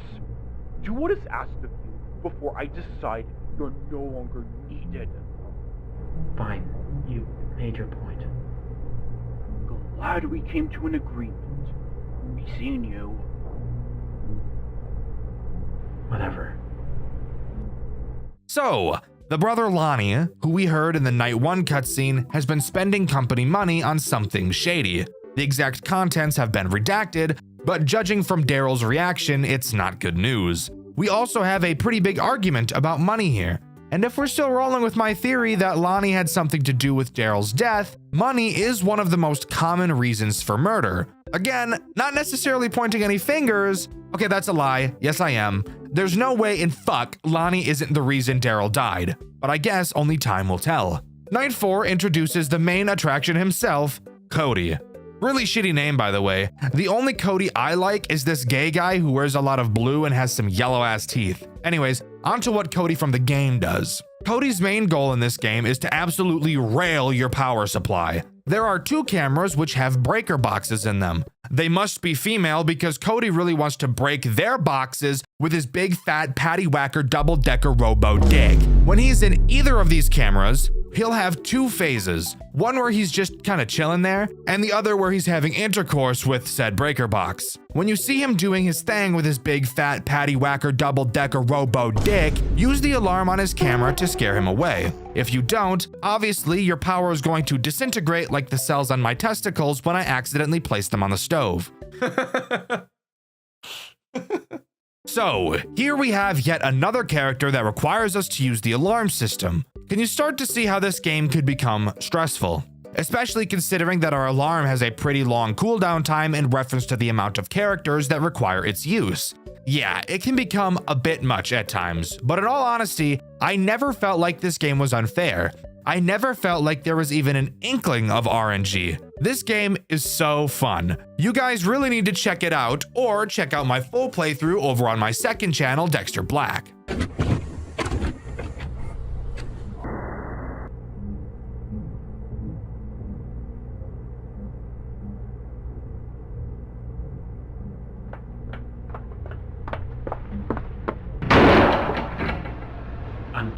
I'm done. Just what is the meaning of this? I can't keep covering your ass. I've just about had it. I've been trying to keep the magic alive for years at this point, but everything you've done has just thrown a wrench in every plan I've had. Every single time I was at the cusp of making something good for our audience, you've pulled the rug out from under my feet. Whatever, I know your heart was never really in it. Hell, we both know that neither of us would be here if it weren't for my mascots. Do I need to remind you of the last time we've had this conversation? No, because I've been thinking about what you said. Sure, you helped me out of a dark place, but I'm sure as goddamn hell you only ever did it to leech off my talent, knowing full well you couldn't produce a fraction of what we've accomplished here on your own. Just get to the point. You're wasting my time. I've had Cynthia pull our financial statements from the last 2 years. Don't even think about going after her when this is done, because she's made up her mind to leave long ago.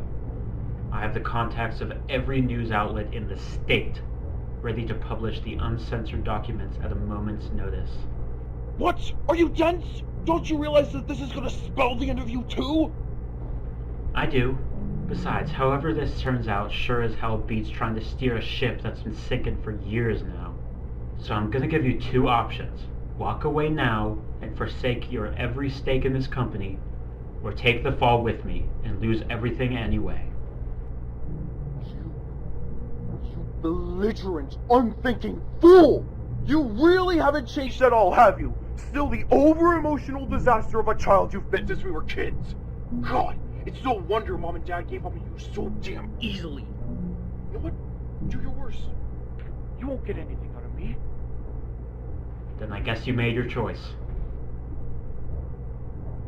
God damn it, Doria, get back here! This isn't something you just decide! I've told you, my name is Daryl. Goodbye, Lonnie. No, this can't be happening.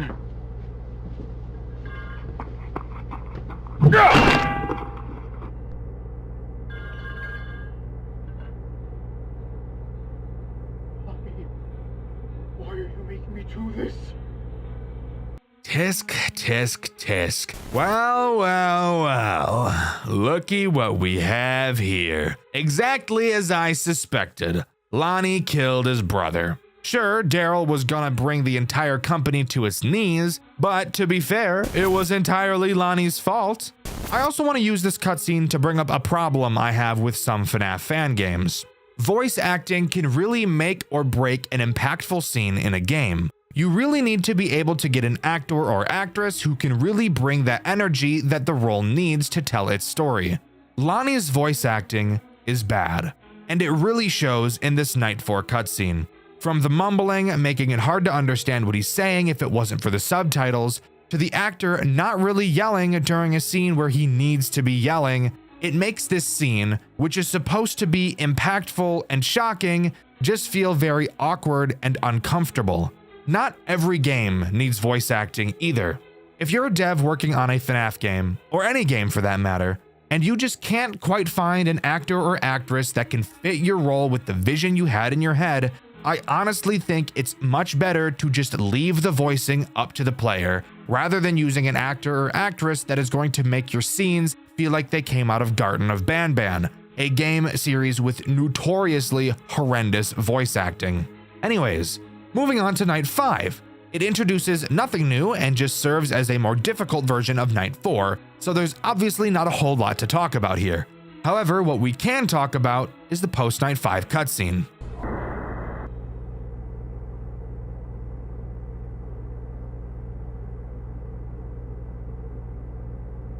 Hello? Oh, hello?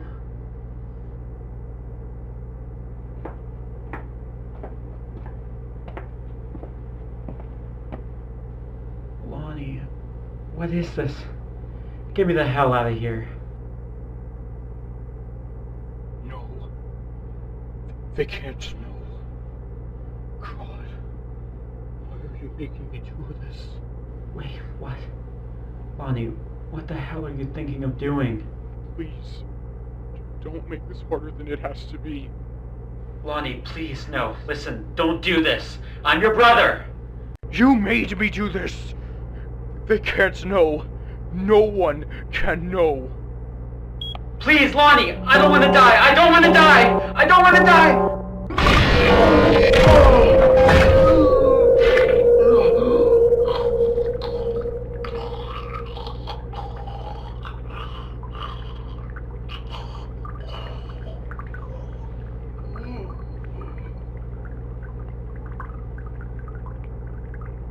Now, no one will know. I'm sorry, Daryl. So, Daryl was killed via the Flex clown suit, this game's Springlocks. It's not often you see someone other than the villain in a FNAF game fall to one of these traps. I was definitely shocked when I first saw this, and you can see my reaction to it over on my second channel, Dxtr Black. Truly one of the most brutal death scenes I've ever seen come out of a FNAF game, except this time around, it didn't happen to someone we wanted it to happen to. Night 6 introduces this game's final 2 threats, and one of them is obviously the clown, Klaus, acting as this game's boss fight night. Klaus acts as every character we've seen so far, and that includes the anomaly. Klaus can attack both of your doors, can try to break your breaker boxes with his big fat patty whacker double-decker robo dick, and is the anomaly you have to find. Namely, if his eyes are glowing, that's how you know to play the alarm. Do this 10 times and the night is over. But what about Morris? It's stated in the phone call that Klaus destroyed all of the animatronics. What about a Morris mechanic? Well, Morris is replaced by this night's second new threat, Shadow Cody, who is a much faster version of Morris. If you thought you had to check on Morris a lot, you have to check on Shadow Cody a fuck ton more. This night is intense. Klaus is fast. He will be moving around your cameras, attacking you very quickly. And in addition to the incredibly aggressive Shadow Cody, it really serves to test the limits of your skills and your timings, easily being one of my favorite nights in this entire game, and being one of, if not my favorite boss fight night in any FNAF game I've ever played.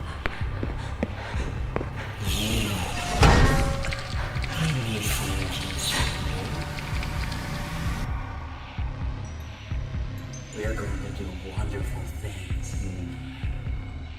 Before Beth can leave the building, she's caught by Klaus, and is never seen by another human being ever again. A local who goes by the name Bethany Hasters has been reported missing as of Sunday 5 a.m. Last seen at Cody & Co.'s Game & Grub, authorities have been searching the vicinity and its surrounding forest areas to deduct what could have occurred. There is no current suspicion of foul play, but a manhunt will be conducted within the week. Authorities state to have found her place of work in disarray, sparking suspicions of the suspect being inebriated or the like. In addition to this, the robot entertainers of the restaurant were found completely disassembled and damaged beyond repair. The company has yet to release a statement, but the resigning CEO has spoken with authorities and announces that the robots will be sent for repair at one of the company's sister facilities. This story is depraved, and trust me, there's a lot that goes into it.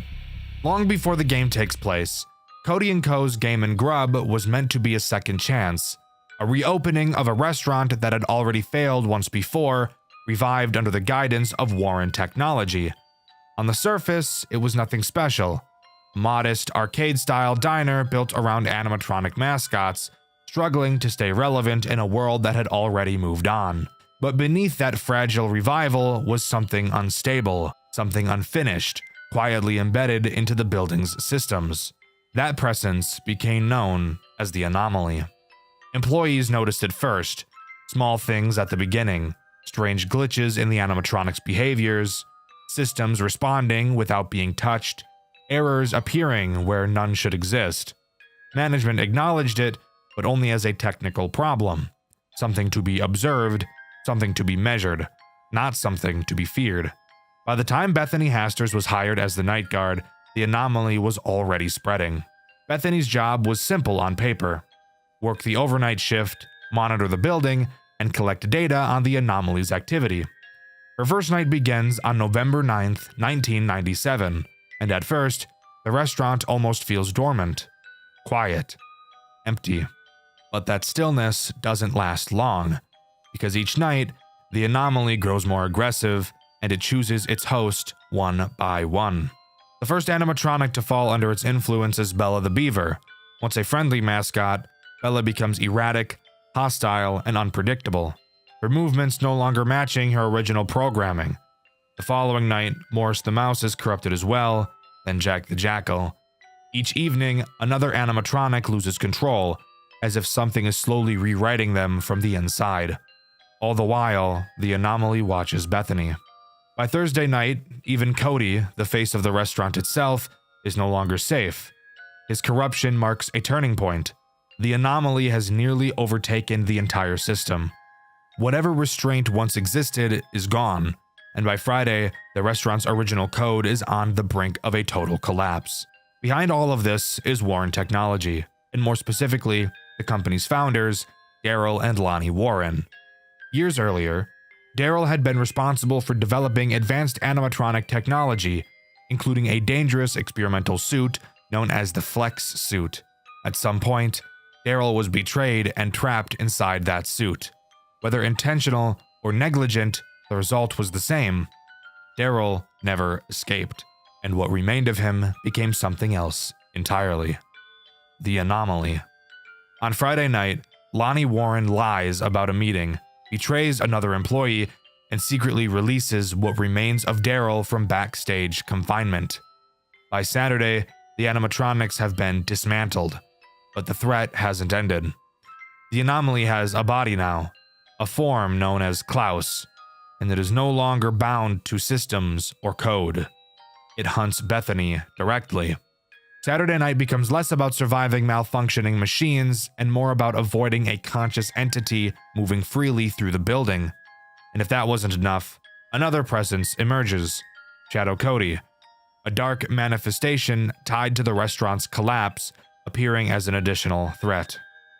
In the end, Bethany doesn't escape. She's caught by Klaus and taken away, her fate left deliberately unclear. In the final cutscene, Daryl, still trapped within Klaus, offers her a gift, hinting that her story isn't over, and that whatever comes next will involve choice, consequence, and continuation. And that's where After Hours at Cody's leaves us. A restaurant reopened too late, a company that tried to bury its mistakes, and a presence that was never just a glitch, but the remains of someone who was never allowed to leave. But that's not where After Hours at Cody's comes to a close. Not quite yet. We still have something very interesting to talk about. If you go to the custom night menu after completing the final night, you will see a small chest icon in the bottom corner. Clicking on it will bring you to a FNAF 4 styled lock box with 2 padlocks. And rest assured, we can get the keys. The first key is locked behind 520 mode. If there's anything you guys know about me, it's that I'm absolutely terrible at Five Nights at Freddy's games. But you want to hear something crazy? I was actually able to beat this max mode, and I even did it on my first try. I would usually never even give a max mode a try, and at the time of playing it, I didn't know that beating it would give me a key. Does that let me unlock one of the boxes? Oh my god, it did! So the fact that I played it and beat it goes to show just how much I enjoyed this game, and I really think you guys will too. But what about the second key? Well, you get it by completing this game's second max mode, 220 mode with Klaus and Shadow Cody, which yes, I also beat, and yes, I also beat on my first try. I don't think this game is necessarily very difficult by any means, but I am still very proud of myself for actually doing it.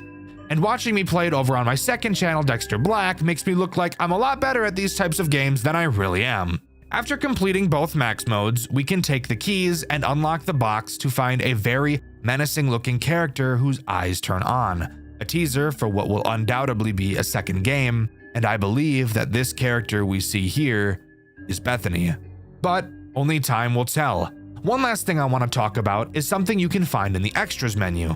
If you scroll through the characters until you find Klaus and hover over his face, you will see what I believe to be the rotting, decompiling corpse of Daryl. Truly one of the most disturbing images I've ever seen in a FNAF game. And with that, that's all After Hours at Cody's has to offer. Overall, I think this game is easily one of the most unique, interesting, and fun FNAF games I've ever played, right up there with how much fun I had playing Juniors. After Hours at Cody's really is a super fun experience with a gruesome, easy to follow story, and I highly recommend you give it a try. But let me know what you think. Do you agree with me, or do you think I'm just glazing this game because I was able to beat it? Let me know in the comments below.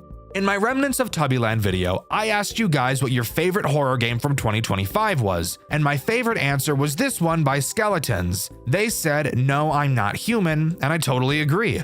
I absolutely loved that game, and you can see my full playthrough of it over on my third channel, Dxtr Gray, which a lot of people don't even know exists. What is the most disturbing thing you've ever seen while playing a FNAF game? That's a serious question. I really want you to think about it. I'm sure a lot of people are already thinking of the third tape from the original Dormitibus, but that's not quite what I mean. I mean, what's the most disturbing thing you've seen? Literally, seen with your own two eyes, or one if you're half blind. Let me cut to the chase. The game we'll be talking about today is the Fazbear Tomb, made by Maroon Fox, who, fun fact, I've actually known for many years, and he reached out to me to ask me to voice some of the characters in this game. Rest assured, that's not why I'm talking about it. The Fazbear Tomb has some of the most shocking imagery I've ever seen in any FNAF game ever. So let's waste no time and jump right into it. With nowhere better to start than night one is where we will start, and we actually get to walk into the building instead of just being dropped right into our office, which I always think is pretty cool. Starting outside, we enter the building and walk into the dining area where we can see Bonnie and Freddy. Chica is also on stage, you can tell because you can see her feet, but unfortunately the rest of her body is blocked by Freddy's enormous belly, which is just not ideal. Moving to our office, we sit down and I notice something immediately which I think is really cool. That being, instead of turning like in most FNAF games, you can actually turn 360 degrees inside of your office. It's such a small touch, but I really like it. Moving on to the tools at our disposal. There really isn't much to be said here. We have cameras and 3 doors to our office. 2 of the doors can be held shut, but the third door cannot, instead allowing us to play dead outside of it. Why can't we play dead next to all of the doors? That I don't really have the answer to. Oh yeah, we can also shine our light in all of the doorways, so that's nice too. We get a phone call from the phone guy, pretty typical stuff. He gives us the normal spiel of how to deal with the characters, which might make you think they'll all be activated on this night, but you'd be wrong. For some reason, we're told how to deal with every character on night 1, even though only 1 threat is introduced on this night. Not really sure why, but whatever. Oh yeah, and one more super cool thing about this game, the phone guy is played by me, so that was super fun. To make sure he doesn't get you, you must... Well, that is all the training for today. Good luck on your shift and have a killer time at Freddy's. There's 3 doors. What do you mean? What do I have to do?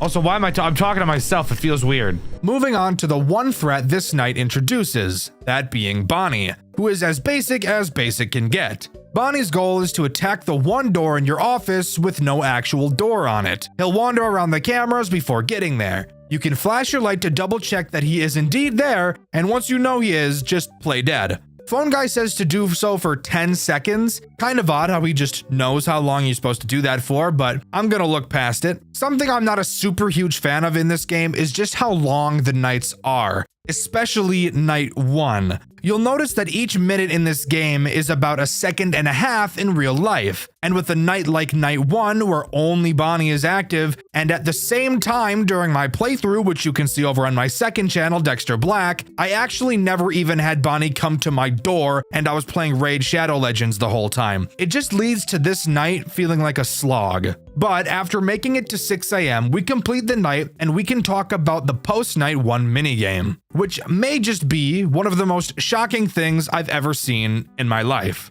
During this minigame, we have to take apart Bonnie because there's been complaints of a bad odor coming from him. We start by opening his head, removing his arms, and cracking open his torso. Removing the plate, we see this.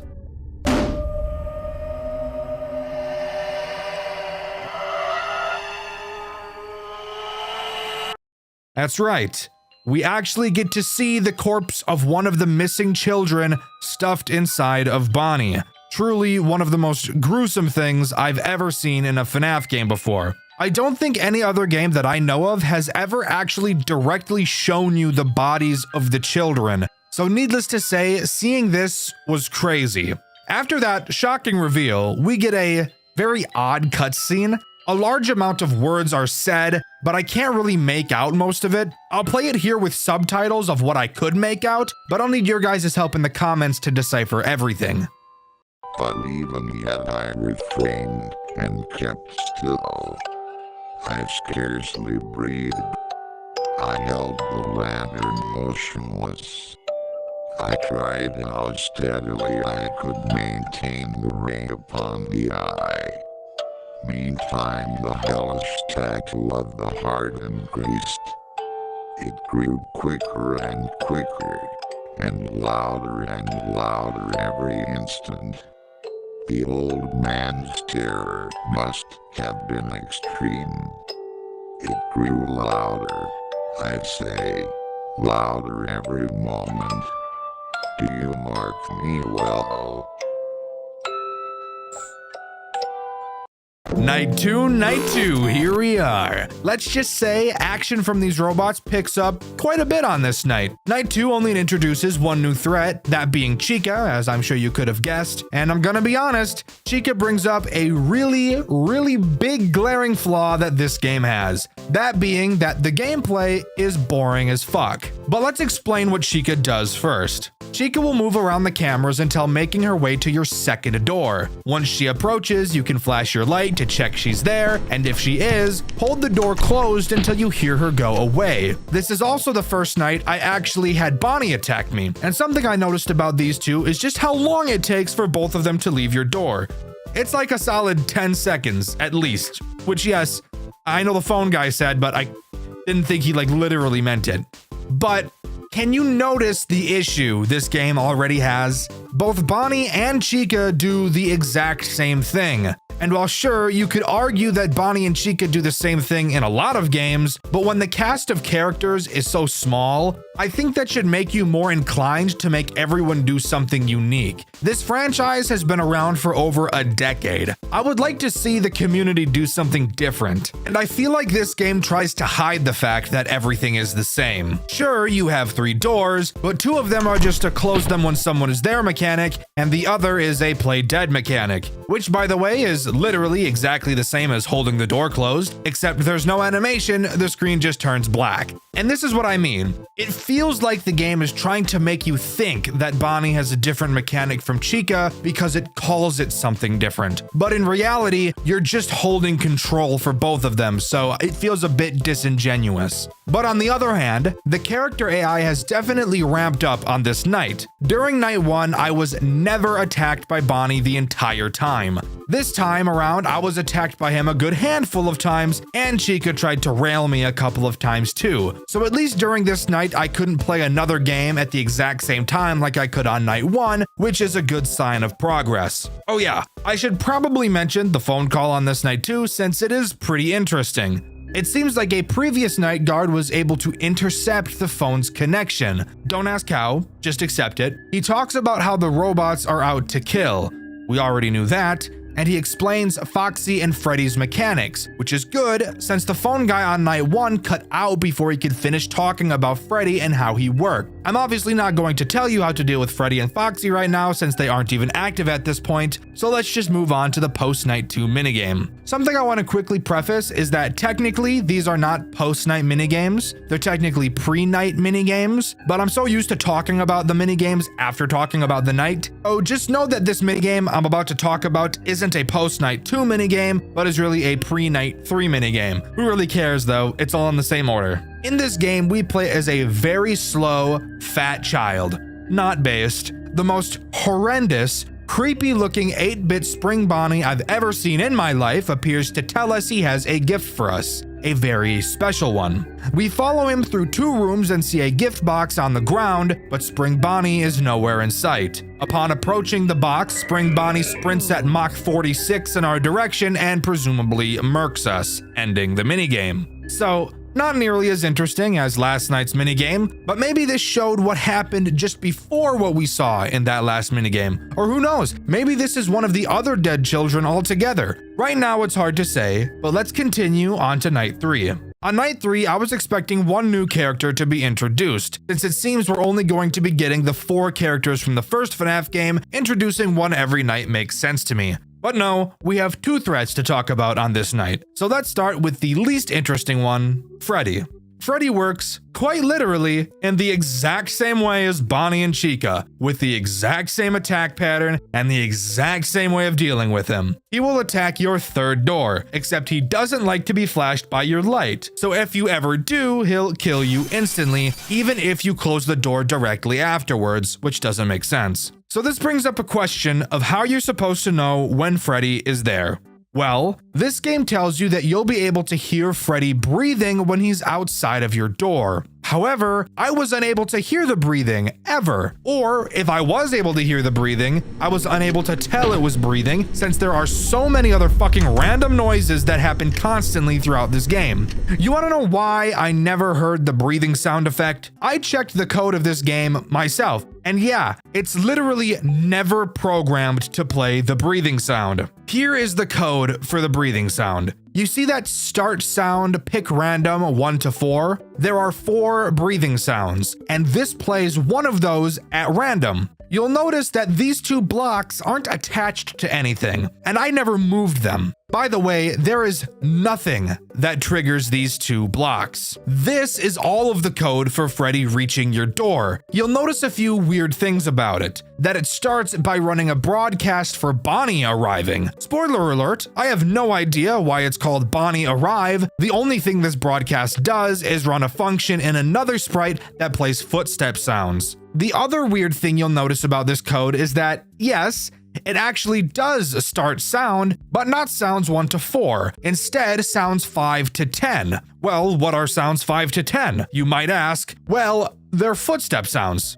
All of them. Sounds 5 through 10 are all footstep sounds. But why the fuck would you even need to play footstep sounds if right before that block you have the Bonnie Arrive broadcast that plays fucking footstep sounds? And why are there breathing sounds in this game that are never used, pretty much making it impossible to know when Freddy is ever at your door? I have no idea. And yes, by the way, I checked everything in the AI management code, and nowhere besides those 2 blocks that are detached and never called that I showed earlier does the code ever call for sounds 1 through 4 to ever be played. I have no idea what's going on. But worry not, I found a strategy for dealing with Freddy. We know because of the Bonnie Arrive script that whenever any character shows up at the door, we'll hear footsteps. Well, whenever I heard footsteps, I'd check Bonnie's door and Chica's door, since I could safely flash my light on them. If I didn't see either of those 2, then I'd know it has to be Freddy who's at my door, and, fun fact, Freddy doesn't appear to make footstep sound cues when he leaves either, so that's just great.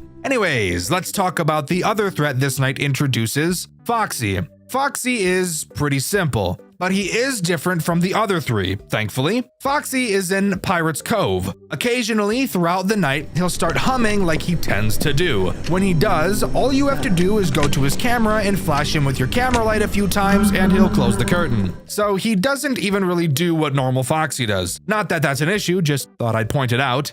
So, here's what the core gameplay loop boils down to right now. Start the night, literally sit there and do nothing until you hear Foxy humming or footstep sounds. Deal with Foxy if you hear him, and if you hear footstep sounds, check Bonnie, then Chica. Deal with either of them if you see them, and if you don't see them, close Freddy's door until you hear the next sound cue. Repeat for 8 fucking minutes, since each minute in this game is a second and a half, and you'll beat the night. Meaning we can move on to the post-night 3 minigame, technically pre-night 4 minigame. This is just a cutscene, but a creepy one at that. The marionette box opens, and the marionette crawls out with the most disgusting sound I've ever heard. She offers us a gift box and says that if we take it, we'll be gifted new life, and that he'll never be able to hurt us again. This tells me that we're the soul of a child in this cutscene, and of course, the marionette is reanimating us. We accept the gift, and the marionette crawls back into its sticky-sounding box, and we move on to Night 4. Night 4 adds nothing new to the gameplay loop.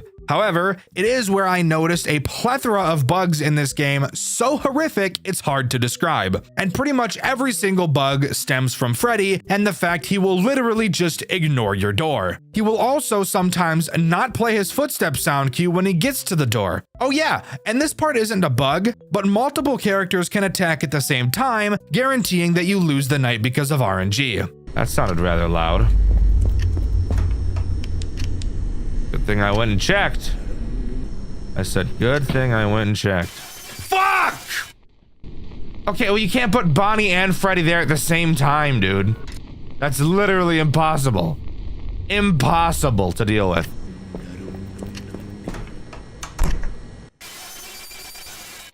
Really, bro? Bonnie. Fuck off. What the fuck, dude? This game fucking reeks. Holy shit. It's a broken fucking mess. So yeah, doesn't that just look like a ton of fun? Because it wasn't. Anyways, since there isn't actually anything new to talk about, we can move on to night 5, which actually does introduce something pretty sick. But of course, before we talk about it, we need to talk about the pre-night 5 minigame. It's a pretty shitty, boring minigame. It's literally just the opening to FNAF 2. We're in the POV of Freddy, and we can look back and forth at Bonnie and Chica. Nothing super crazy or groundbreaking happens. We don't even see the marionette like we do in FNAF 2. Alright, who cares? Now we can move on to night 5. Well, let's just say that night 5 is something different, acting as this game's boss fight night. Every character we've seen up until this point has been disabled, and we hear the doors to the entrance of the building open, only to see none other than William Afton inside of the Spring Bonnie suit enter the building. That's right, the boss fight is with Afton. Why is he here? I have no idea. Is it ever explained to us why he wants to come kill us? Just a security guard that he himself likely hired? Not at all. But are we gonna complete it nonetheless? Yes. Honestly, calling this night a boss fight is pretty generous, as Afton does not do anything interesting or different from the rest of the characters. He can attack 2 of your 3 doors, and I'll talk about why in a bit. He can attack the 2 doors that, well, actually have doors. Obviously, when he's there, just close the door and he'll leave. However, Afton is faster than every other character we've seen so far, so tracking him on the cameras to tell which door it is he actually went to is really important, since you won't have time to check both doors without him killing you. Once again, like Freddy, even if the fucking door is closed. Hello? Ah, bitch! The door's closed, dude. The bugs in this game, they're unbearable. They're unbearable. Unbearable, dude. The door was closed. Now, you may be wondering, why doesn't Afton attack the door that Bonnie attacks? The one with no door? Well, that would be because it'd be impossible to defend yourself. You might think that that would make it the perfect door for him to attack, but from a gameplay standpoint, you really can't have him attack that door, now can you? Because he's not going to believe that you're already dead, since he's a human and not a stupid fucking robot. So this once again brings up my point, why even make the first door's mechanic playing dead? Why not just make it another door? It would literally function the exact same way, plus it would give Afton another means of attack and make his boss fight actually make a little bit more sense and slightly more difficult. But let's even look past all of that. What happens once you beat the night? Well, get this. Afton enters the fucking office anyways. So like, what is the point of whatever we just did? Clearly he has the power to be able to get into your office regardless. This kind of feels more like what we did throughout the night didn't really matter, which, by the way, the nights in this game are way too fucking long for how boring the mechanics are. A game like Next Week at Freddy's can have really long nights because there's a lot of variables that can change throughout the night to make it interesting for a long time. But when every single character in the game is dealt with in the exact same way, 8-minute nights are just completely unnecessary and make the game feel like a drag. But like I said, after you complete the night, Afton gets into the office and we get the following cutscene. I found you at last. Did you really think you could hide? Did you really believe that you could cower away from me? I own you. I own this place. This is my kingdom, and I shall take you to my hell.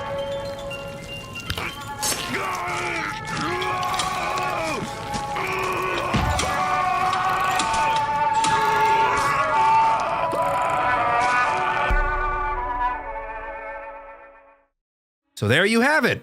The marionette appears from the fucking ceiling. I guess she was just hiding up there the whole night, and she sets off the spring locks in Afton's suit. Which, by the way, once again, I have no idea why he's even wearing the spring lock suit. The robots are not even activated on this night, so it's not like he's trying to disguise himself from them. If anything, wearing the suit you killed them in would probably just piss them off. I'm not really sure. William dies in front of our eyes, and the Fazbear tomb comes to a close. Overall, I think it's pretty clear that there's a lot I see wrong with this game. However, I don't think it's necessarily bad. It's clear a lot more care went into the storytelling and the designs, which I can appreciate. I know Maroon Fox is already working on the second game, but if you're watching this, Maroon, which I'm pretty positive you are, you need to fix the problems I mentioned in this video before you release the second one, because this game was incredibly frustrating and it did not need to be. But let me know what you think. Do you agree with me, or do you think this is actually the coolest FNAF fan game of all time? Let me know in the comments below. In my Fred and Pals video, I asked you guys if you had to survive any official FNAF game, which would you choose and why?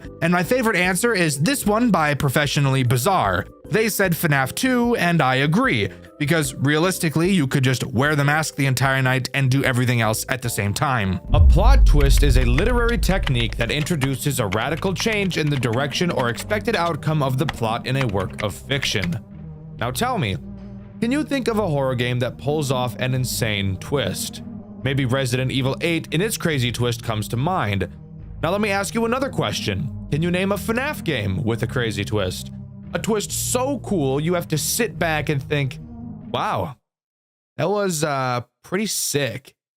The game I'll be covering today has one of those twists, and I'm incredibly excited to share with you the amazing experience I had while playing Showman's The Awakening. For those of you already familiar with this game, you may know that it actually has a game that came before it. Kinda. Years ago, the same developer released a game called Phobia: The Awakening, using the Wiggles as inspiration for the characters. Well, turns out the dev wanted to remake their game using their own original characters to continue the story, so now here we are with Showman's. This may lead you to ask the question, if I've already played Phobia, is there even a point to playing Showman's? And trust me, this is a question I've asked myself. Originally, I saw people asking me to play Showman's. I played Phobia on my second channel, Dxtr Black, not knowing at the time that Showman's was a thing, learning soon after the first episode went up that it was in fact a thing. So I questioned, does it even bother to play it? Well, recently I've made the decision to do exactly that and give Showman's a try. And let's just say, if you've played Phobia, play Showman's. It's everything Phobia is and more. So join me as we quake our asses into Showman's The Awakening. In Showman's, we play as a guy named Mark Ward, an employee of Showman's Pizza Place. And in night one, we're introduced to two of the animatronics that will be trying to insert their fingers into orifices we'd really prefer they keep their grubby little hands away from. But before we can talk about them, we should talk about the tools at our disposal. Something really interesting you'll notice about the office is that you're able to look everywhere. Up, down, left, right, behind you, below you. It's actually really cool. It's really the first thing I noticed jumping into the game. The reason for this is actually because Showman's wasn't created in ClickTeam Fusion like most FNAF games are. Instead, it was created in Blender, which is what most FNAF games use to model their characters, and is something I also had no idea could be used to program a game. So that was pretty cool learning for the first time. Anyways, you'll see two large hallways on your left and right, which you can light up using buttons on your desk. In front of you is this lady. Hey, hottie. She's not hot, I'm not even gonna lie, she's not even bad. Who we'll be talking about later in the video. And if you look behind you, you'll be able to see the clock where you can tell how much longer of the night you have to get through. Oh yeah, and of course, there's cameras, because it really wouldn't be a FNAF game without those. With that out of the way, now we can talk about the first two threats this game introduces, Johnny and Harry. Now I know, those names aren't very normal sounding when thinking in terms of Five Nights at Freddy's, when usually we're having names so utterly stupid you'd be forced to think they were a fictional character. But no, these two are still robots, and you still cannot have intercourse with them, so please remove all thoughts of that nature from your head for the remainder of this video. Johnny and Harry both start from the show stage and do the exact same thing. Johnny will move through the cameras to your right hallway, and Harry will move through your left hallway. where they will then enter what I'm going to be calling their attack mode. During their attack mode, they have 5 phases. Each phase has a sound cue, and it's important that you're listening for them. With each phase, they'll move closer and closer towards your office, with the final phase having them walk up to you. Obviously, you can check their distance by flashing the light at them, and by doing so, you will also temporarily stun them in place. However, I would highly recommend you don't turn the lights on when they're in the hall, as I personally feel it's much more efficient to just let them attack you so they can piss off as fast as possible. Every time Johnny or Harry enters a new phase, their eyes will glow for a short time after their sound cue plays. So when you hear it, you can just turn in the direction to double check that they've moved. On these earlier nights, you really don't have to be super careful with them. Flashing lights and not counting sound cues isn't really important since they're your only threats. So I'll get into a bit of a better strategy for them later on. However, once they enter your office, you'll have to quickly throw on a spare mask to fool them into walking away, just like the animatronics from Five Nights at Freddy's 2. And that's really it. Night 1 is pretty damn easy, really just introducing the basics needed to understand 2 very important mechanics. After beating Night 1, we see a cutscene, something that was not originally in Phobia. In it, we meet with the founder of Showman's, Jason Baker. He confirms with us that only Johnny and Harry were active on our shift, and we confirm. Apparently, this should not be happening, and it's a known issue. So that's good at least. Jason tells us that a previous employee mentioned more characters moving, which in all honesty doesn't bode well for my anus, given the fact we still have 5 more nights of this to deal with. But we get our things and go home for the night, only to come back to work in the morning. Night 2 introduces 2 new animatronics, and let me tell you, this is where the game starts to show how much of a pain in the dick it's about to become. The first character we should talk about is the fine shite sitting in front of us, Peggy. Peggy reminds me a lot of the scrapped animatronics from Five Nights at Freddy's Pizzeria Simulator, just given the fact of the way she moves subtly like them. She also reminds me a lot of what Anissa's husband really doesn't want her to do to him.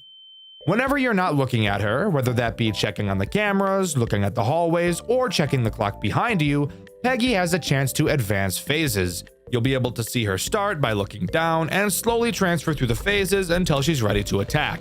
In order to reset her, all you have to do is flip the breaker switch on your desk to shock her and she'll reset. But be careful not to just spam this lever over and over, because every time you shock her, she becomes more aggressive, leading to the end of nights becoming incredibly stressful due to how fast she'll be attacking you. Cap'n Cackle is the other menace introduced on Night 2. He is this game's Foxy. If you couldn't tell by looking at him, he's a pirate, just like Foxy. Also, he looks like he's cracked out of his fucking mind, zooted to the fucking moon. Seriously, look at this geeked out motherfucker. Holy shit, bro hasn't slept in 18 days. Look at those eye bags. What the hell happened? Stop looking at me, dude. Tell me that guy doesn't smoke crystal meth. Look at those fucking eyes. What are you doing? Hey. That's the face I make when I'm about to eat ass, bro. Anyways, similar to Foxy, he'll have several phases on camera 6. Watching him will slow his progression and even in some cases make him go backwards. If he happens to leave camera 6, he doesn't do exactly what Foxy does. Instead, he'll just start moving through your cameras like any other character would, albeit very quickly. If you manage to stare at him in one of those other cameras, he will go back to camera 6, where you can continue oogling at him to make him stay put. Both Peggy and Cap'n Cackle work very well together, and the same goes for Johnny and Harry. We have 2 other central characters left to introduce, and you'll notice that those 2 also work very well in tandem with one another. This is something I need to give this game praise for. It is so incredibly good at introducing new mechanics in a way that's stressful, yet engaging and fun. You introduce Peggy, a character that moves when you don't look at her, and Cap'n Cackle, another character who moves when you're not looking at him. And because these 2 characters are in different places, it forces you to learn how to balance them together. God, it's so fucking cool. Similar to last night, this night also has a cutscene after completion. In it, we're seen walking to the exit of the building. We hear a noise and quickly turn around to see an unknown animatronic staring back at us. It stares for a while before turning around and walking away. This is a character we haven't yet seen. Even the characters we'll be talking about on later nights can be seen on the cameras all the time, but this one can't. Keep him in the back of your head as he'll become important later. For now, let's move on to Night 3. Night 3 only introduces one character, but it also introduces another incredibly important mechanic, that being your vents. The animatronic introduced on Night 3 is Tony the Chef. He will enter your vents. You'll notice on your cameras that you have 3 camera vents. Tony can enter 2 of them, those being either camera 12 or camera 11. In these vents, he will have multiple phases he will move through before attempting to enter your office. With each movement, a very quiet sound cue will play, a stark contrast to Phobia where the sound cue was very noticeable. By double-clicking on a vent cam, you can lock the vent. Locking a vent uses no power because the game has no power to begin with. Praise God. Once a vent is closed, you can keep it closed as long as you'd like, with no consequences. The only downside is that you can only close one vent at a time.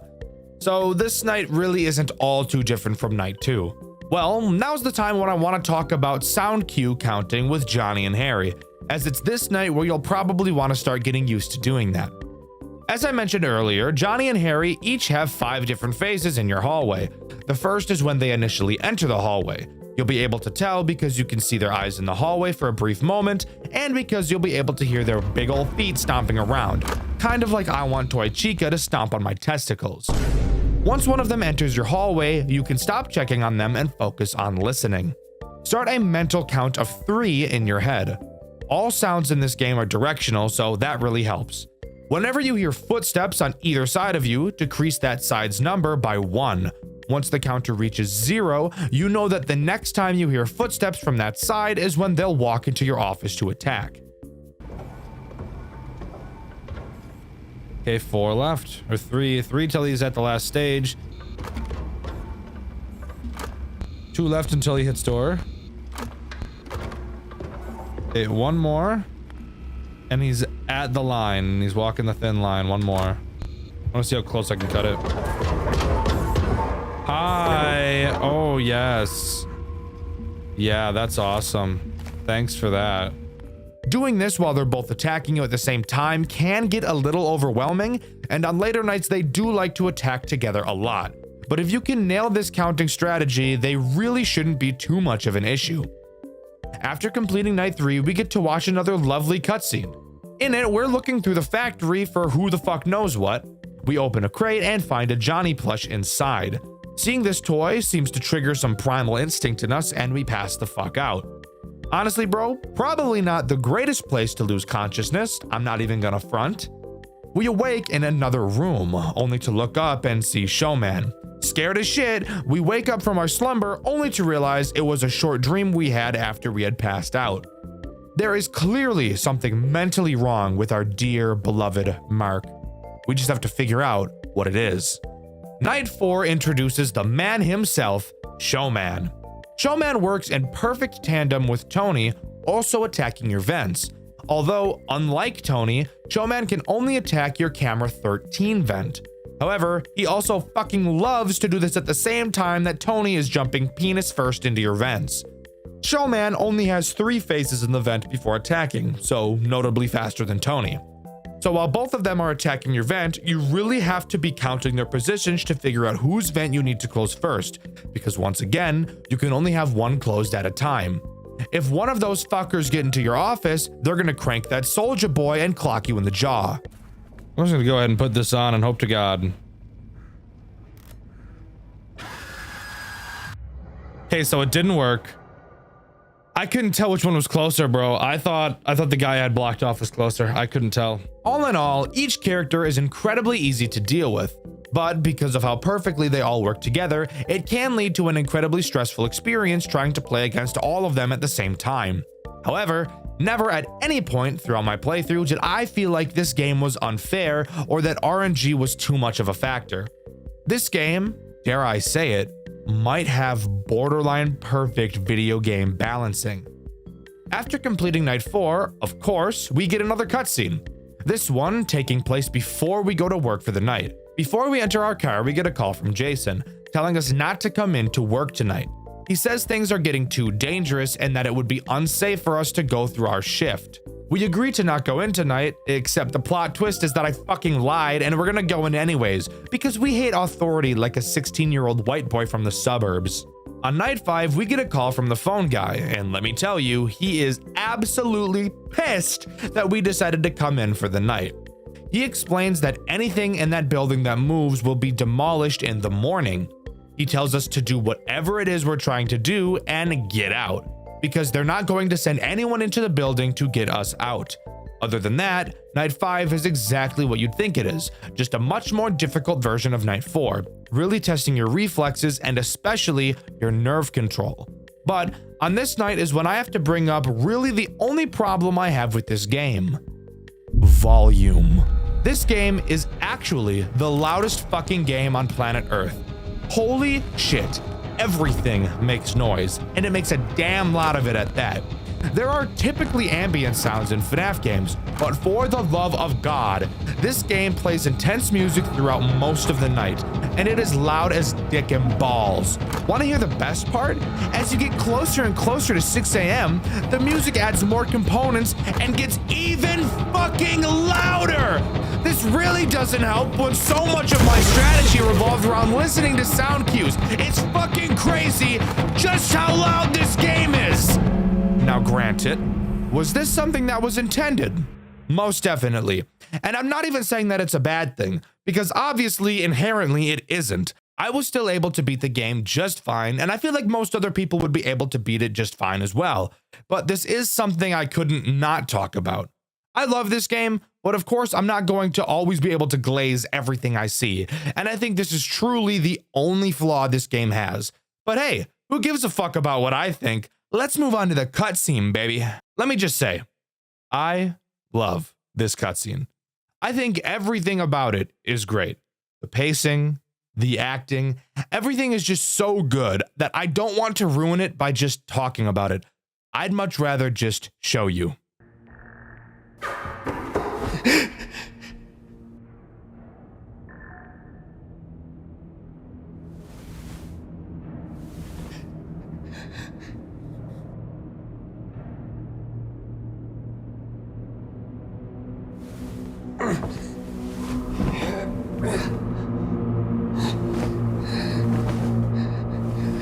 Ladies and gentlemen, boys and girls, put your hands together for our birthday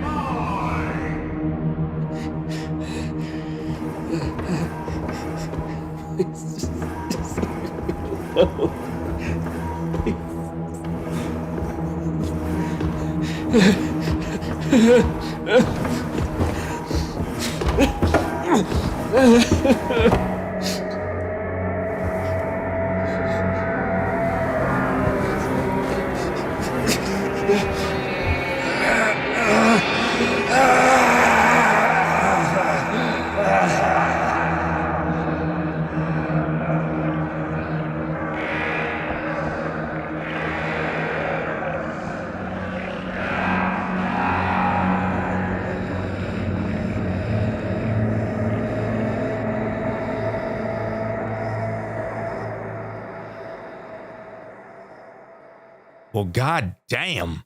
We really should have listened and not come back, huh? So, it's safe to say that our pal Mark really got fucked here.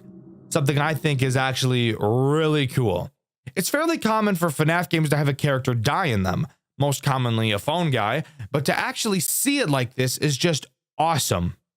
Going into night 6, we actually get a cutscene before the night happens rather than after it. In it, we play as the phone guy going into the building to get Mark. After a bit of searching, we find him, and once again, I think it'll just sit much better with you if you just watch it for yourself. Mark? Is that you?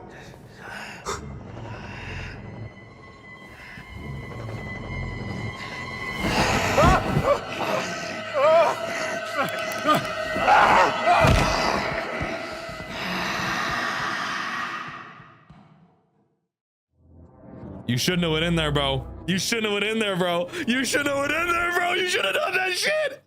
Oh, fuck. Oh, God. Oh, God. Oh, my God. What do I do? Keep yourself together. Are you fucking me? That's right. Turns out Mark isn't dead, but is just kind of possessed.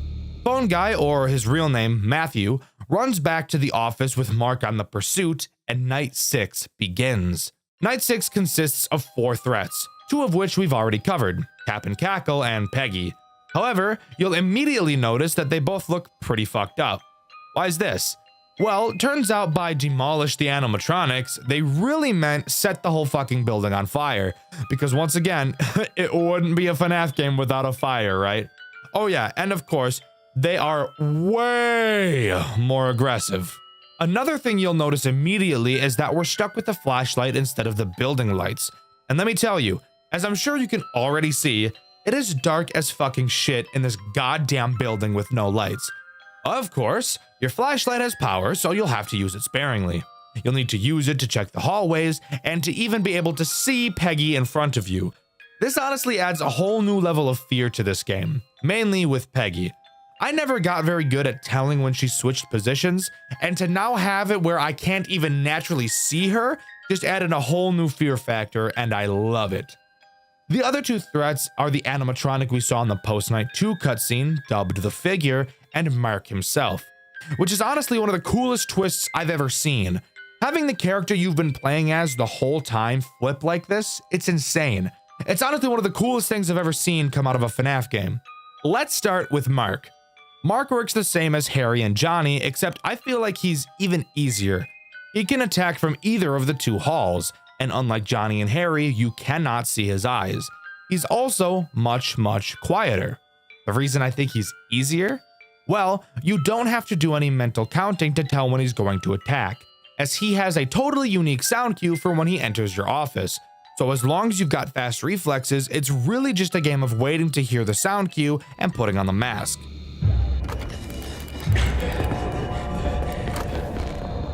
The final new threat on this night is, of course, the Figure. He takes the place of Tony and Showman attacking your vents. He can attack any of the 3 you have, since there won't be 2 characters going for the vents at the same time. Again, I honestly feel like this is easier than Tony and Showman. Of course, the Figure is fucking light speed fast when choosing and climbing through vents, so as long as you've got fast reflexes, it really shouldn't be too much of a challenge. Ironically enough, the main challenge I had with this night was not the 2 new threats, but the 2 returning threats, Peggy and Cap and Cackle. Again, these 2 have the best synergy out of any of the characters in this game, so bringing them back for Night 6 was a no-brainer. Really, the actual problem for me was Peggy. The sheer speed at which she moves is enough to make you shit in your britches, and nearing the end of the night, she will be moving at a speed Usain Bolt would be creaming his pants over. But if you can control your nerves for long enough, you'll complete Night 6 and move on to the post-night cutscene. Matthew runs as fast as he can to the exit, only to find it locked.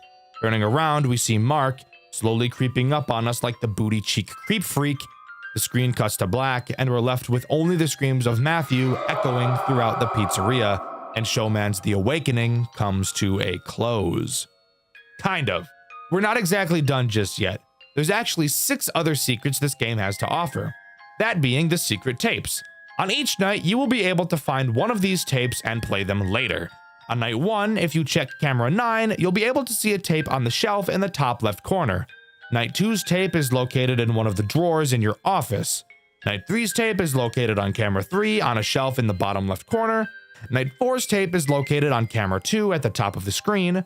Night 5's tape is located on camera 5 on a high shelf in the middle of the camera, and Night 6 tape is conveniently located directly in front of you on the desk. Hey there, post-scripting Deku here. Turns out I'm fucking wrong. These are not the locations of the tapes on every night. Turns out every single night, besides the 6th one, has a random location for each tape, each being on a different camera. This was just the order that I had. So, yeah. Sorry about that. These tapes, as I'm sure you could have guessed, go over some extra bits of lore to help us piece together the story. And this is the part of the video where I say, I'm very sorry guys, I'm terrible at talking about story, but I'm going to try my best here. Tape 1 shows all of the characters on stage singing the happy birthday song to a kid whose name isn't explicitly said. We can see by the date of the tape that this takes place in 1995. Tape 2 seems to be a sort of log from Jason, explaining his reasoning for why he believes the characters are acting so hostile. Originally, when they were first being built, they attempted to add an advanced facial recognition system that would allow the characters to actually see and think for themselves. Although the system never ended up working as intended, they wiped the idea from their systems. Well, guess what, fucker? Turns out they really didn't, and Jason seems to think that this is the reason the characters are acting the way they are. Jason makes a brief mention of an unnamed him and questions if one of his employees are potentially tampering with the characters. I'm guessing that him is referring to either Mark or the figure. Tape 3 shows two guys working on Tony. They're talking about how these robots should be scrapped because of how old they are, and then the guy in the back says a sentence that I literally cannot for the fucking life of me decipher. Like many other things in this game, the static that plays during these cutscenes is so fucking loud I can't hear anything except it. I'll play what he says here, and if any of you guys can decipher it, please let me know in the comments. That company's been up and dealt with recently. Why? Tape 4 is one of my favorites. It really gives off the FNAF VHS style that I really like. A maintenance worker is running a test on Cap'n Cackle. It doesn't quite go as planned as he bugs out, so they restart him and then get attacked. Afterwards, showing the lifeless corpse of the employee laying on the floor in front of Cap'n Cackle. It's just such an unnerving moment to see this in person. Usually when it comes to FNAF games and death, you don't see it. So seeing it in a game like this is really unnerving, and it adds a sort of realism to the actual events that are taking place. Tape 5 is probably my favorite of all the tapes, being the most terrifying in my opinion. In it, we're in the perspective of what sounds like a young girl. Hiding under a table, we hear a scream from another room. Shortly after, Johnny walks into the room and starts to look around. The girl accidentally makes a noise, and when she looks back up, Johnny is staring at her, and he quickly goes for the kill. This is such a fucking horrific and terrifying situation to think about being in, and I think that's why I like it so much. Just imagining being in the same situation makes my hair stand. Tape number 6 is an odd one. We appear to be being spoken to by the figure. He tells us that the birthday we saw earlier was Timmy's 12th birthday. He had 2 of his friends with him that day, and it was a party made specifically for him. Then we see 3 drawings of his friends, all of them sad. The figure appears in front of us and slowly glances up before the tape ends. Again, as I've previously stated, lore analysis is not my strong suit at all, so I really can't even begin to imagine what anything here means. I know robots mad and robots kill, and I think that is neat enough. Overall, Showman's The Awakening is such a big step up from Phobia, and while I still do love that game, I think I love Showman's even more. Amazing graphical upgrades, fantastic cutscenes, and a gameplay loop that's so fun, difficult, yet still not frustrating. This game really has it all, and I truly think it's a fantastic game to play if you're at all interested in horror games. Even if you're not a huge Five Nights at Freddy's fan, I still think you should give it a try. But let me know what you think. Do you agree with me, or do you think that reimagining this game from Phobia wasn't really worth it? Let me know in the comments below. In my Five Nights at Candy's video, I asked you guys if you thought Five Nights at Candy still holds up today. My favorite comment is this one by the Phantom Split. It's too long for me to get into right here, but I think you should pause to read it. I've been Dexter, and I'll see you all in the next video. See ya!